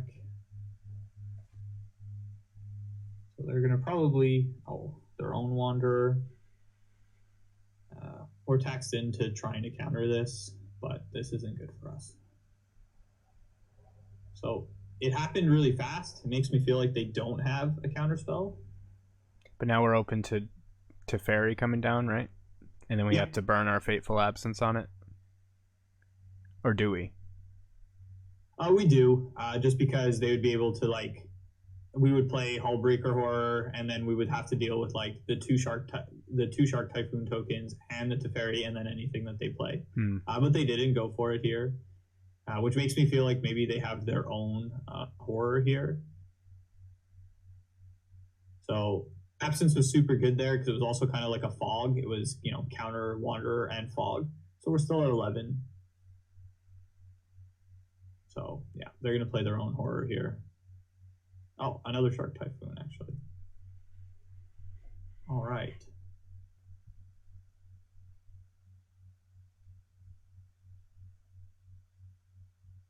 So we're going to go to 3.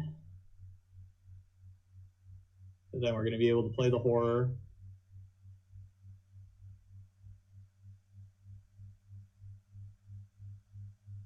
Well, now we go to 6. So you want to play the horror on their turn. Right. Right. Yeah.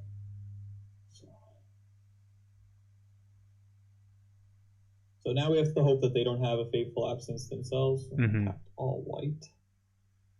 Have we seen an Azorius Charm from them, or do you think they're running more Fateful Absence?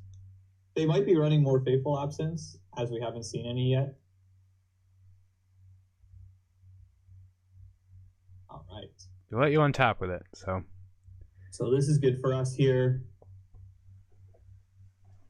Start by playing Narset, returning Shark.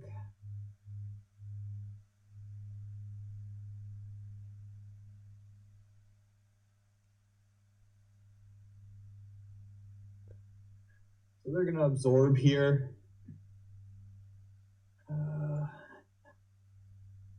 Kind of a weird spot for us if we just let it happen, but I don't think we do.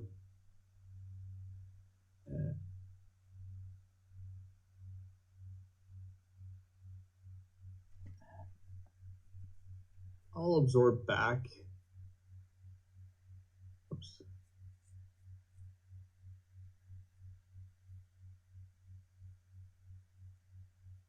So we kind of want them to tap down here too, low. Mm-hmm.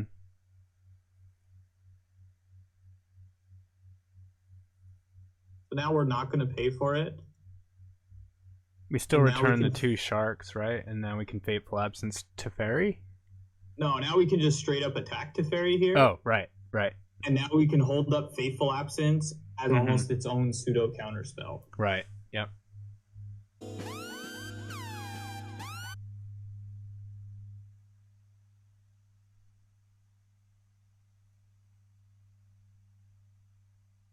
Oh, right. Yeah. So they went for it. I'm not going to be able to do anything here. on it, I don't think. Yeah, it's Ward 3, right? Yeah.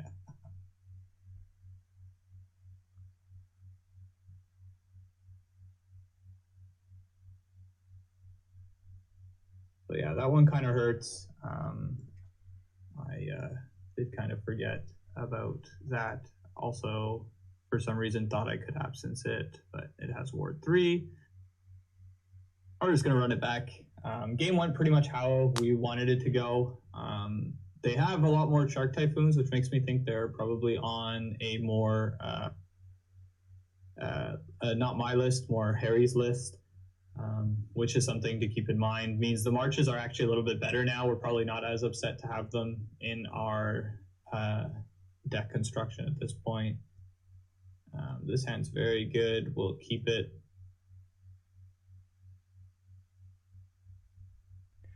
How would that have gone if we didn't swing with horror? We would have had to block Hall, or... So the problem nonetheless was what would have happened was we would have had to Fateful Absence the Teferi because it could downtick on the horror. Right. So we would have done that. So we would have left them a clue token too. So all they would need is like any removal spell for it. So their own Fateful Absence or even like a Supreme Verdict or something, depending on, because they definitely keep something in to deal with it. And then we wouldn't have had our horror anymore, and they would. And we didn't have all that much going on. We had just the Narset's reversal after that. So we were kind of taxed in no matter what to doing something. But we could have definitely have just, sat back and killed the Teferi and then hoped to God that they didn't have a way to remove it. But we also then still need to draw very well afterwards. Right.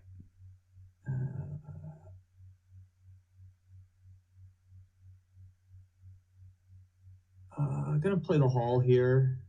There's an argument to be made to playing this untapped to allow me to censor and Mystical Dispute, but I don't know what they could have on 3 that I would want to counter spells for.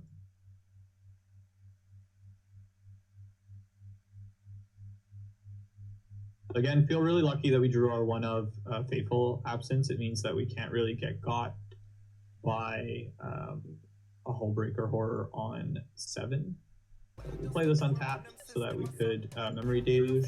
So this is the good scenario where we can maybe bait them into doing something on their turn by Memory Deluging and then slam a Teferi. Right.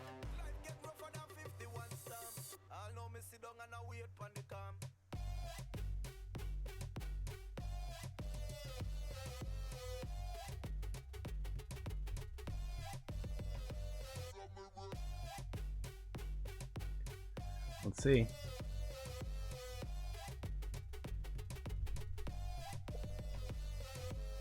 They could just play Mystical Dispute here and then still be able to hold up like a hard counter spell. Right. But no, like they do. But I still want to force some action. Memory Deluge is like a card too, which is good. We're going to take 2 again just to have more mana open. So again, we need to find some lands. So they're going to Shark here. So they're really good. They're finding their Sharks both matchups. Again, a 1-1 is a little bit better for us, but Shark Typhoon is so good. It's definitely like the second best card after the Horror.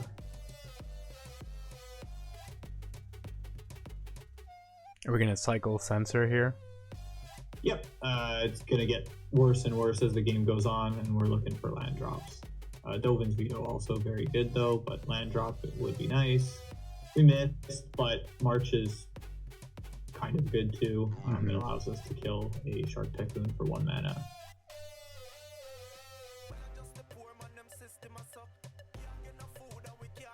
So they could Wanderer here. They go with their own Deluge. I'll make the same play they made.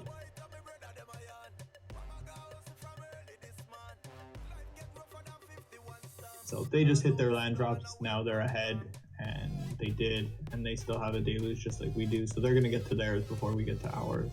Right.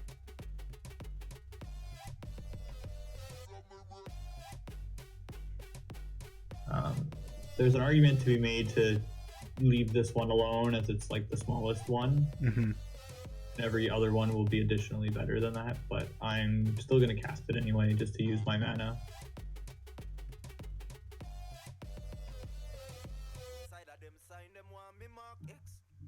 No land again. Mystical Dispute, though, isn't the worst of draws.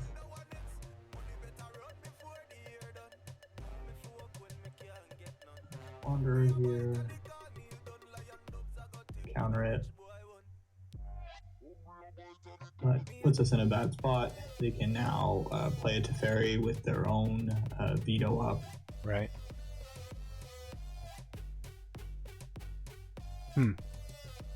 This isn't bad for us, actually.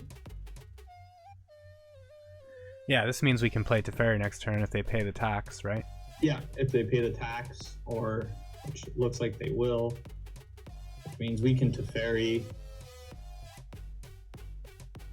That surprised me, right?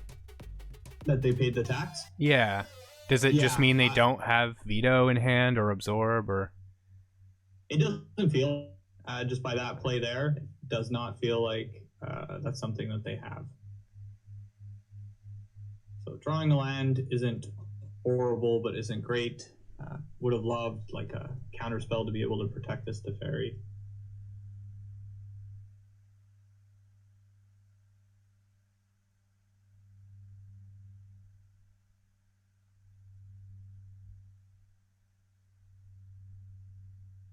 So I think I'm just going to let them attack the Teferi here. Mm-hmm. We have to hold up Fateful Absence, right? It's our only clean answer to... It's our only clean answer to the horror, but it's getting worse now. Like, they have 8 mana. Like, next turn they could play horror with a spell, and then this isn't a clean answer anymore. Mm-hmm. But it's also just because we can use it this turn to kill the samurai, and it still keeps Teferi alive. So there was no real reason to do it then. Okay. I kind of want to see them go a little bit more all in on this one. Like, you know, if they put another counter on this, it could be wrong for them too. But we have the backup Teferi too, so, you know, if all Teferi is draw 2 cards and allows us to eat up a bunch of damage, that's not so bad either. So I could Memory Deluge here, but then it allows them to deluge themselves.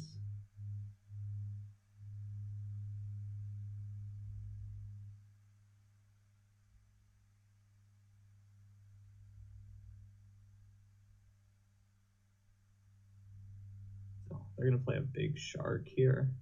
I'm going to cycle the Censor.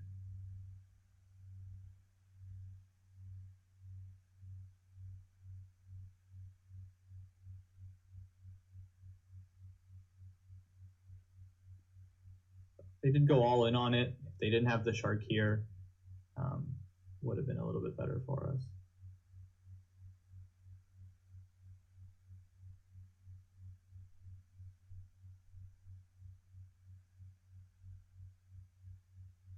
Oh, so this is weird. They're allowing me to save my Teferi. Mm-hmm.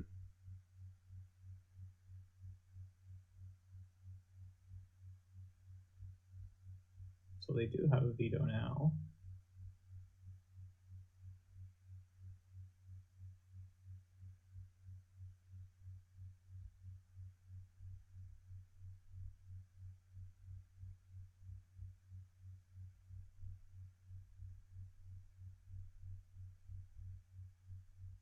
Another land, not at its best. Gonna try and slam this Teferi, but I don't think it's gonna land. And that's it. All right. So got beat up by Shark Typhoon both games there.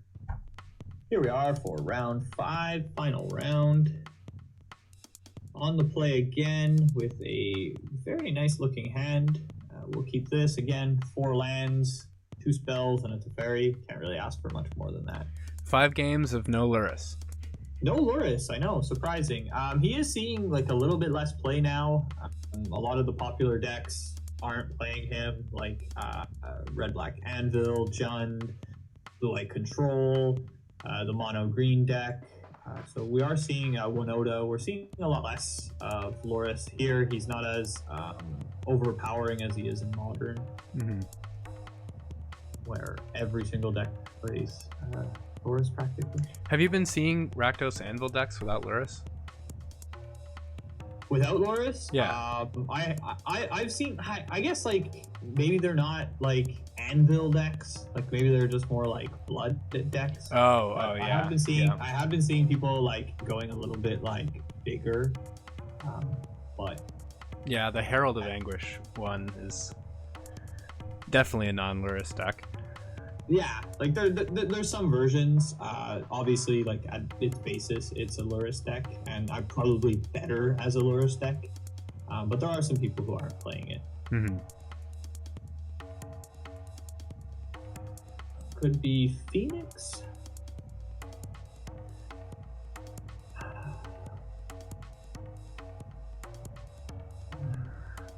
I'm gonna play the farmland here.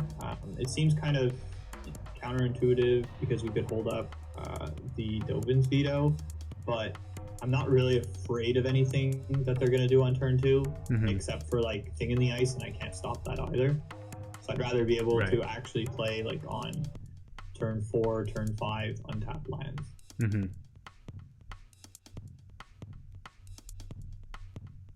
So I found this to be a good matchup, not a great matchup, but a good matchup.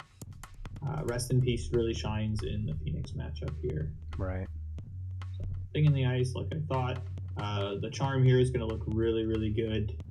Against the Thing in the Ice, they're going to have to invest a lot of mana and spells to flip this, and then we get to just kind of put it back on top and make them redo it.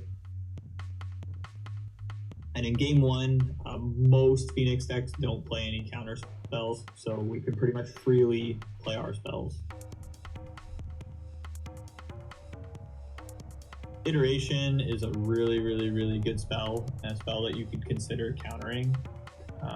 But I save my vetoes for the Trespass combo. Yeah. So that's pretty much the only way that we can lose game 1. As I said, they don't play any counter spells, so March is also very good.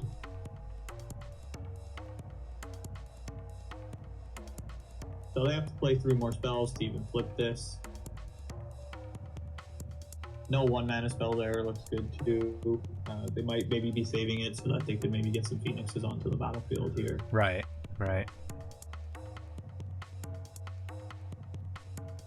So probably what they're trying to do with the Charter Course. So I'm actually going to counter the Charter Course, as I don't really want them to have a way to put a Phoenix into the graveyard. And it doesn't matter if they play 2 1 manas here, because I'll still be able to put the thing back on top. Another Thing in the Ice is also good. We still have Verdicts in the deck. So here we get to do what we want, which is and then untap 2 lands and still have the Charm up. Yeah. So to be able to kill this Teferi, they need to cast 4 spells next turn for us not to be able to save it, which is highly unlikely that they do. They only have 4 cards in hand, so that configuration would be very lucky. It would start with Expressive Iteration. Yeah, what is that line? It would probably be like Iteration, exile a land, play the land, have 3 1 mana spells like opt, consider, or something. It's a crazy line. It would be like, obviously, like really good for them to have. But it's not impossible. As iteration would allow them to look at like an additional 3 cards and put that sequence together. Yeah. But they have 5 cards. They need to cast 4 spells, which they won't be able to do either. So they're going to be able to flip that first thing. Arclight Phoenix is going to muddy it up a little bit there, but these Fiery Impulses are terrible, and they have to take at least one of them.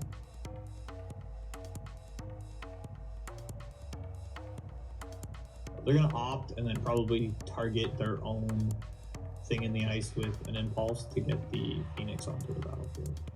Oh, okay, yeah. But this is all good for us. We're going to be able to put this back on top and have up March for the Phoenix. Even better, a lightning axe to face. Even better. That's 2 Phoenixes now, though.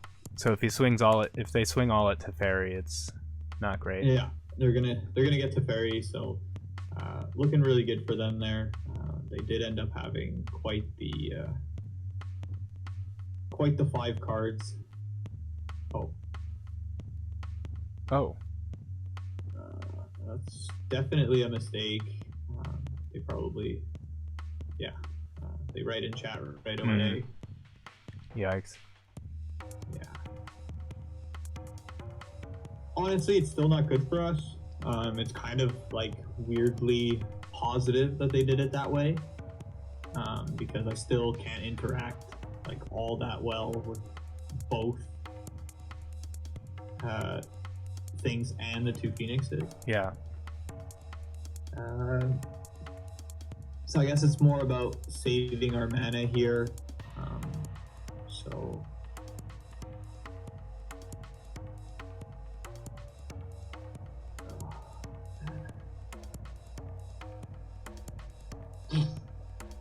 this is tough. I could deluge. I'm gonna deluge here. It'll give me the most information of what I want to do, but I'll probably end up hitting both of these next turn, putting one back on top, killing the other. My Teferi's still gonna die, but they might not send everything at Teferi. Right. Not the best hits. I'll take the farmland as we can cycle it away. I'll play the castle.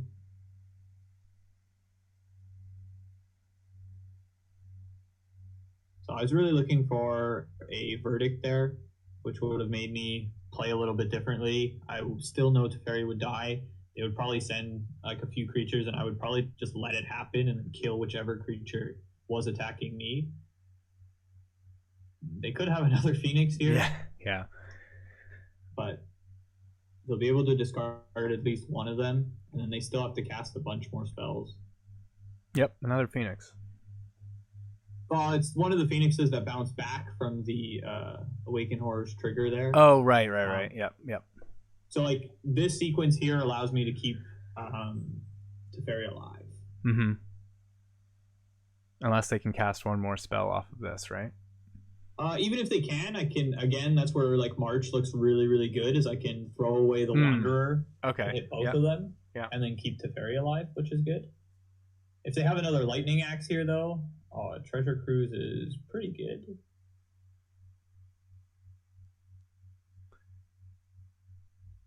They would need like land Lightning Axe again to put the other one in, which would be a little bit annoying.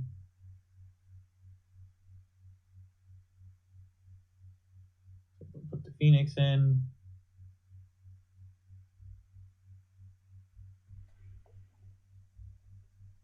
So this is really good. It means that I do not actually have to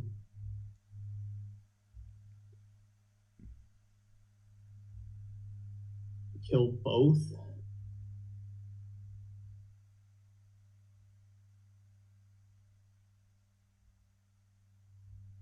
I get to keep my Teferi alive. I only take 7 down to 13, and then I get to cast Wanderer, exile the Phoenix and then put this back on top. So all good for me here now. Okay.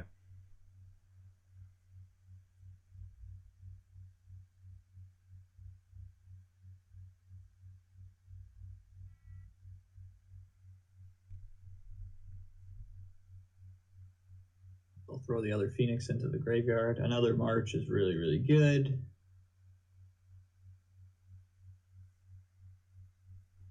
Did you play a lot of Phoenix in the challenge today? I played against it once. I think it's a deck that's kind of down-ticking in popularity. Yeah. Yeah, it seems like it. Eat the Phoenix here as it exiles it. They're going to use a spell to kill it. Don't gain the life here. Now they need to cast 3 more spells. A lot of lands are kind of what's hurting us here. But things are still not bad. But I did not play much Phoenix today. I think it's kind of going down in popularity. It's bad against the blue-white control decks. And it does struggle against some of the other popular decks in the format, like the Anvil deck. Another Phoenix. So 3 Phoenixes in their top 30 is really good. We're looking for something like Farewell here. Farewell can definitely put this game away. We'll see what they do for their Ating here too. We could just let the Planeswalkers die and start like cycling through some cards to find that Farewell. Like I was saying before, they don't play any counter spells, or normally don't play any counter spells in the main board. So it does allow us to kind of okay. All right, there's the other spell.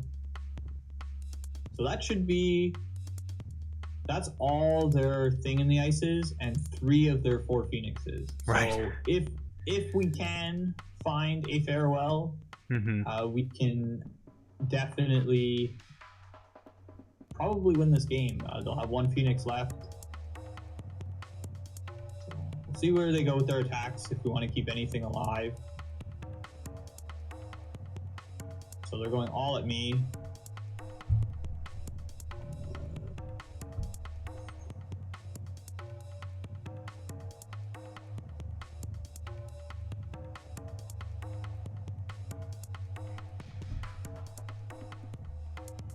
Are we just keeping the Azorius charm for card draw? Like using everything else first so that we can use it to draw cards instead?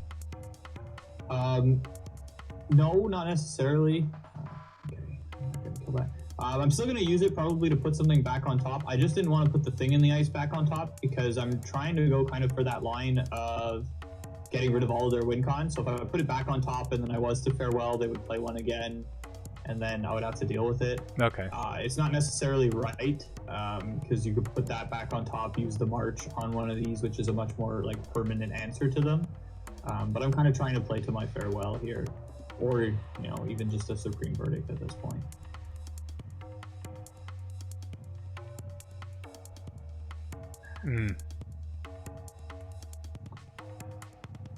Narcissus not a bad draw, but now we're in a little bit of trouble. We need to find. We have to find Supreme Verdict, right? Yeah, but even that probably isn't good enough. 4 spells, they could probably bring them back, but we're kind of taxed into doing this now. All right, well, found a Supreme Verdict, so I guess there's that. There's that.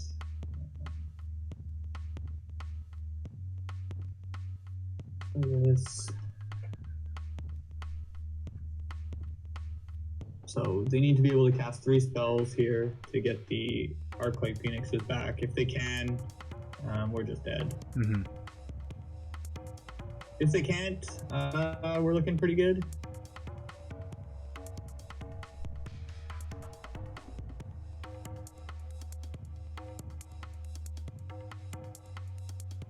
You can absorb that, right? No? I could. Oh, it puts it in the graveyard. You might as well not. Yeah. Yeah. It doesn't kill me. so I might as well let it happen. And I can put it back on top, which means that I know that that's what they're going to draw next turn too. Right. Wandering Emperor is good here. If they're going to go with the same line of play.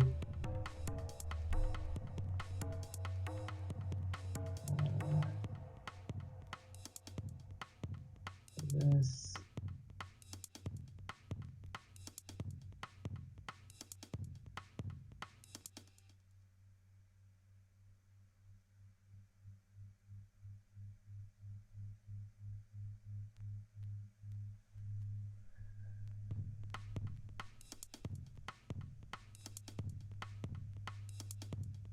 So they cannot bring back the Phoenixes now because they only have 2 cards in their hand and they haven't cast any spells, so I don't have to worry about that. When is it safe to start swinging with the Hall? When their graveyard's exiled? Yeah, when their graveyard's exiled at this point. That's it. If we can get rid of this Phoenix, like now they're in a tough spot too. We're going to be able to hit this Phoenix, and then if we do exile the rest, it means we know they have no win cons but their Hall of Storm Giants, which means then we can play a little bit differently here.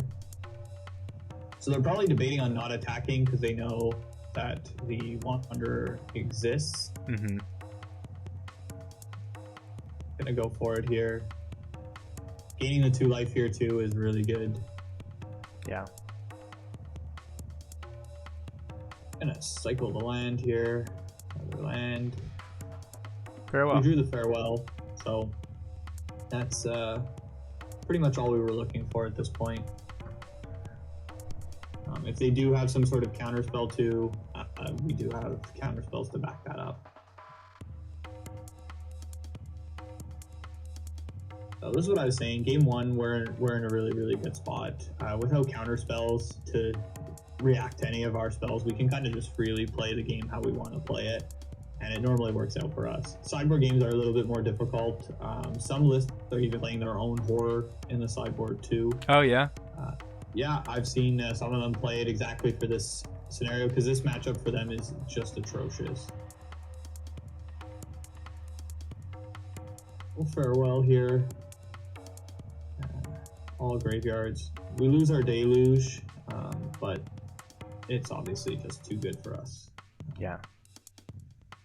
Get rid of their graveyard.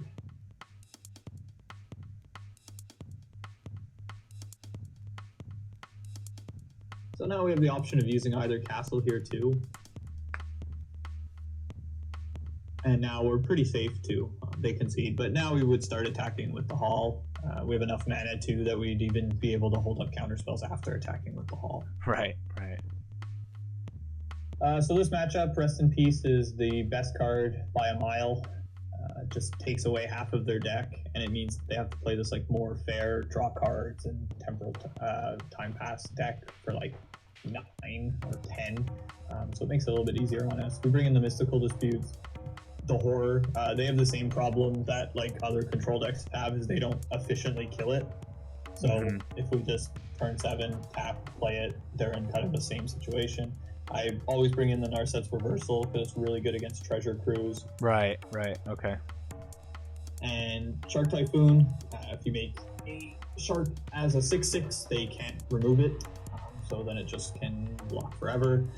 Farewell is a consideration to like bring in. You saw it was pretty powerful there. I know it's like a high mana cost to, 6 mana exile a graveyard. There are a lot more efficient ways to do it, but it can also kind of clean up everything that they've got going on over there. Right, yeah.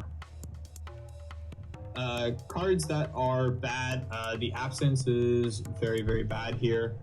They could, like I said, some of them are playing their own horror, but I won't sideboard until I know that they actually have it. Take out a Deluge because now we're bringing in the 2 Rest in Pieces and probably 2 Farewells if we can find some room for them. The Azorius Charms are good, but they're worse than a March. March is a good card against Phoenix, and it's good against the Thing in the Ice. Thing in the Ice, but Azorius Charm isn't so good against the Phoenixes. You want to shave on the Supreme Verdicts and then play the other Farewell. I'm running out of a little bit of time here, so I'll kind of quickly go through it. Is Damping Sphere not good enough? Huh? Is Damping Sphere not good enough? It's definitely good, but there's like not enough space for it. Yeah. I don't know if it's necessarily better than any of the things I have going on here. Censor is probably like the worst card out of what's left here. But it's definitely a hard sideboard just because every single card that you have is almost good. Like the only cards in your sideboard that are bad are Portable Hole, and that's it. Like even Aether Gust isn't terrible. Like it can, put Phoenixes back on top. So you kind of get your own pick. I'll normally sideboard probably game 3 completely different depending on what they do their sideboard plan. Okay. So this hand's like good. Same problem we've been having most of this league is I just need to draw more lands.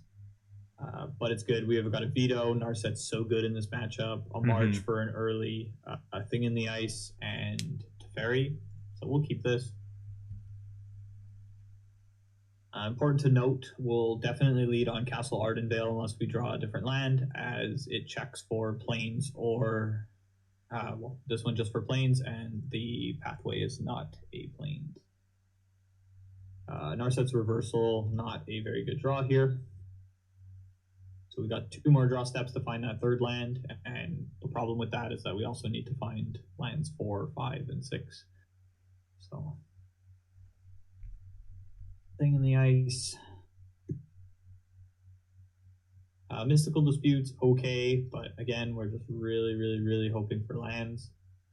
The Dispute's going to be good because they'll probably bring in their own Narsets here and try and slam a Narset maybe. Right, okay. So they play a Chart, of course, here. I'm just going to veto it. They probably have their own Dispute up. And if I go Dispute, they still get this trigger, and they take another counter off of the Thing in the Ice. So we found a land. It's not a good land, but it's a land.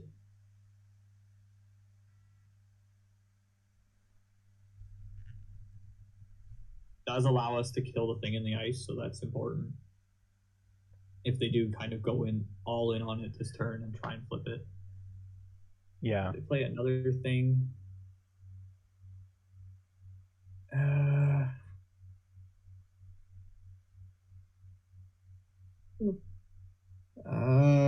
What are your better absorb targets?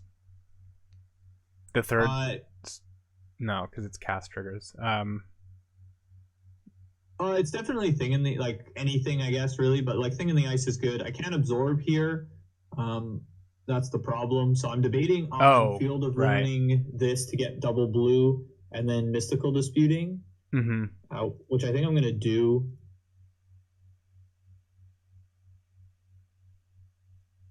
They probably have a Mystical Dispute. The problem that this leaves is that it also leaves them the ability to hold up a Mystical Dispute themselves on me, so I can't just slam Narset next turn. But I need more blue mana, so...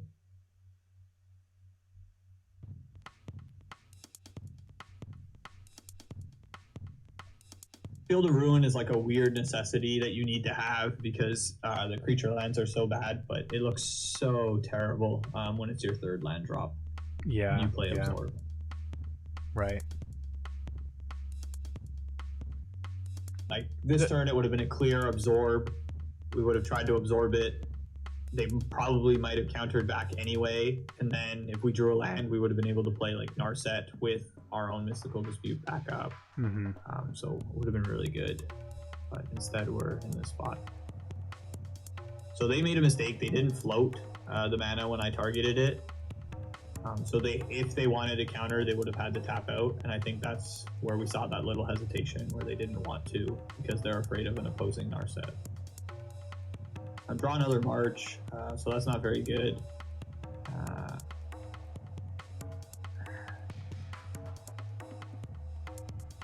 Our opponent disconnected. Can you really go to 28 though?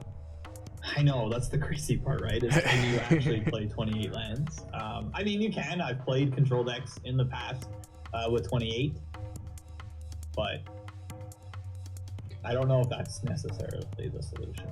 Yeah, I mean, with the channel lands, it's almost not like adding a land, right? Like if you just stuck the blue channel land in here as your 28th land, it's almost a spell. Yeah, and you have the 4 farmlands, which are also cycle lands, so like I don't think it's terrible. If I was playing a 28th land, which I definitely will kick around with, it will be 4 in Azorius Charm. It does very similarly the same thing. Most of the time, your Azorius is charming to find that land. Right.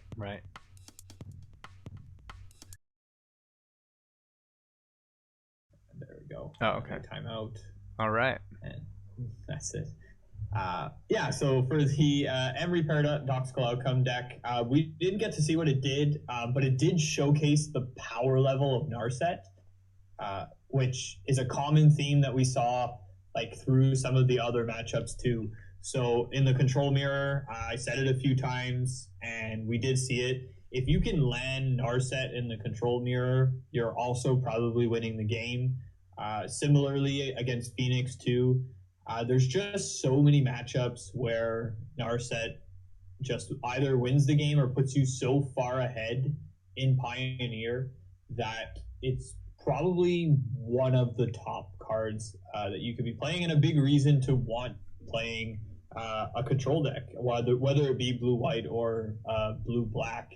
It's just it's that static ability and the ability to refill your hands too. It's like a divination, and you know they can't draw cards, so it's definitely a good card. I'm only playing 2 because I didn't before today didn't think that there was going to be a lot of Phoenix, and I didn't expect to have a ton of control mirrors. It's definitely a card that you need to uptick in your main deck if the metagame is going to stay the way that it is with the control mirrors. You want to slam a Teferi on turn 3 as quickly as possible to win those matchups, especially game 1. Yeah. Just allow, yeah. Yeah. So that Narset on turn 3 or 4 against that paradoxical outcome deck was kind of like an insta scoop. Yeah, that was it, right? It was like, I mean, they could probably assume that we had it, but especially in like a mono blue, they seem to maybe have like a bit of red and white, but those were like minor splashes. There isn't like a super clean answer that they want to hold sideboard slots in for, or maybe they just weren't like prepared to maybe play against it, or didn't think of it. But you have to have an answer for Narset. I mean, you see some of the like Phoenix decks playing something as like narrow as Fry. Yeah. Is like really not good. Like you're not gonna bring that in like any other matchup. So it's strictly just to like get that Narset off the board and like restart what they're trying to do. We didn't get to see much of it in that Phoenix game, but more than likely the reason that they weren't capable of like flipping the thing in the ice in game 1 with 2 cards in hand was probably because those cards drew cards. So they weren't able to like draw a card, find a card that draws a card, and continue to go that way. So like they kind of have to like cast them as just like take a counter off a thing in the ice, which is just so bad. So it's definitely one of the stronger cards, and we saw kind of its power level throughout the league there. Outside of that, the control mirror is like really hard. You need to have kind of a different deck configuration. We saw my opponent's deck have what we're pretty sure is 4 Shark Typhoons, but definitely 3 of them. And they were really the difference in the 2 sideboarding games. They put a lot of pressure on my life total. Maybe my decision making wasn't like 100% crisp there. I maybe should have killed the Teferi with the Fateful Absence and whatever, but nonetheless, like they were still going to be able to kill me with those Shark Typhoons. Like, yes, it was a 1-1, but it was still a 3-turn clock, and like I needed to draw spells if I played and I sequenced the other way, which I'm not 100% to do so. So Shark Typhoon is like a card that you want to play a lot more of if you expect a lot of the mirror, and you maybe want to play like multiple Hull Breaker Horrors. I know that's like weird to do, but like you really want to have it on turn 7. And I think that the metagame, we're going to see like a lot more of blue-white control. But I do think that we might see the pivot to like blue-black. Blue-black is really good against blue-white. So we could see some people doing that where they're trying to like prey on blue-white, but also still be a control deck at the end of the day. Yeah. So we could see something like that too. What specifically, if you could pick 3 cards out of the Dimir control deck, what makes it so much better against blue-white control? Hand disruption. So like being able to be proactive and know what your opponent has is better than being reactive to what your opponent has. So like if you look at that blue-white control matchup, like my hand was full of like good efficient counter spells, but not ways to kill Shark Typhoon. So a lot of the times that's where you end up, where like they get to play a lot of the same cards that you do, like the blue powerful cards like Narset, Shark Typhoon, Hullbreaker Horror. You know, they get all of those things, but they get to be proactive. So they can like turn 1 Thoughtseize, and then they can sculpt the game that they want to play. And they have that like trump card of Thought Distortion. So like they can play up to like 2 or 3 in their sideboard, and that's pretty much, you just lose the game unless you have Narset Reversal, and like you can't afford to play more than 1 in your sideboard. Yeah, it's just not a good card in like almost any other matchup, and even in that matchup, it a lot of times can just sit in your hand and do nothing if they don't play that like particular card. So I think blue-black is better for that, and that's why it can prey on blue-white a little bit better. When we get the triomes in the completed triumph cycle, are you going Esper control or Grixis control? I think Esper is better than Grixis control. Obviously, I'd like to play Grixis control. I think just like everybody else, we want to cast Nicol Bolas. He's just such a great card. But I think Esper's better. I think that you get to be able to have like the answers that you need in a blue-black shell or in a blue-white shell. Like you get to combine like what we were just talking about. So like blue-white has like just better cards in like March of the Otherworldly, Supreme Verdict, like cards that are really good in the creature matchups, and then you still get those proactive like discard spells. So you get to kind of like mesh both decks together pretty well. So I think it's probably the better color combination overall in a control deck, and something that's really great to have those triumphs. I mean, we've been waiting for them for a little bit of time, and it's really going to change deck building. I think we're going to see a lot more like ramp decks too. You can finally play like a nice, cool like Bant ramp control deck where you can try and do some of those like broken taking turns type things. So we'll probably see some of that coming up. Yeah, I'm eagerly looking forward to it. And I mean, we don't know yet, but we've seen one Ascendancy. We could see more of those types of cards, which are also extremely powerful depending on what they are. Jeskai Ascendancy is an entire deck built around one of those enchantments, so we could get something very powerful in like Grixis or Esper too. Yeah. All right. Thanks everyone for watching again. Again, for this time we did it in this format where Karnage plays a league, and I ask questions and he kind of goes through the deck. We'll probably switch it up next time, maybe back to the original format, maybe something else.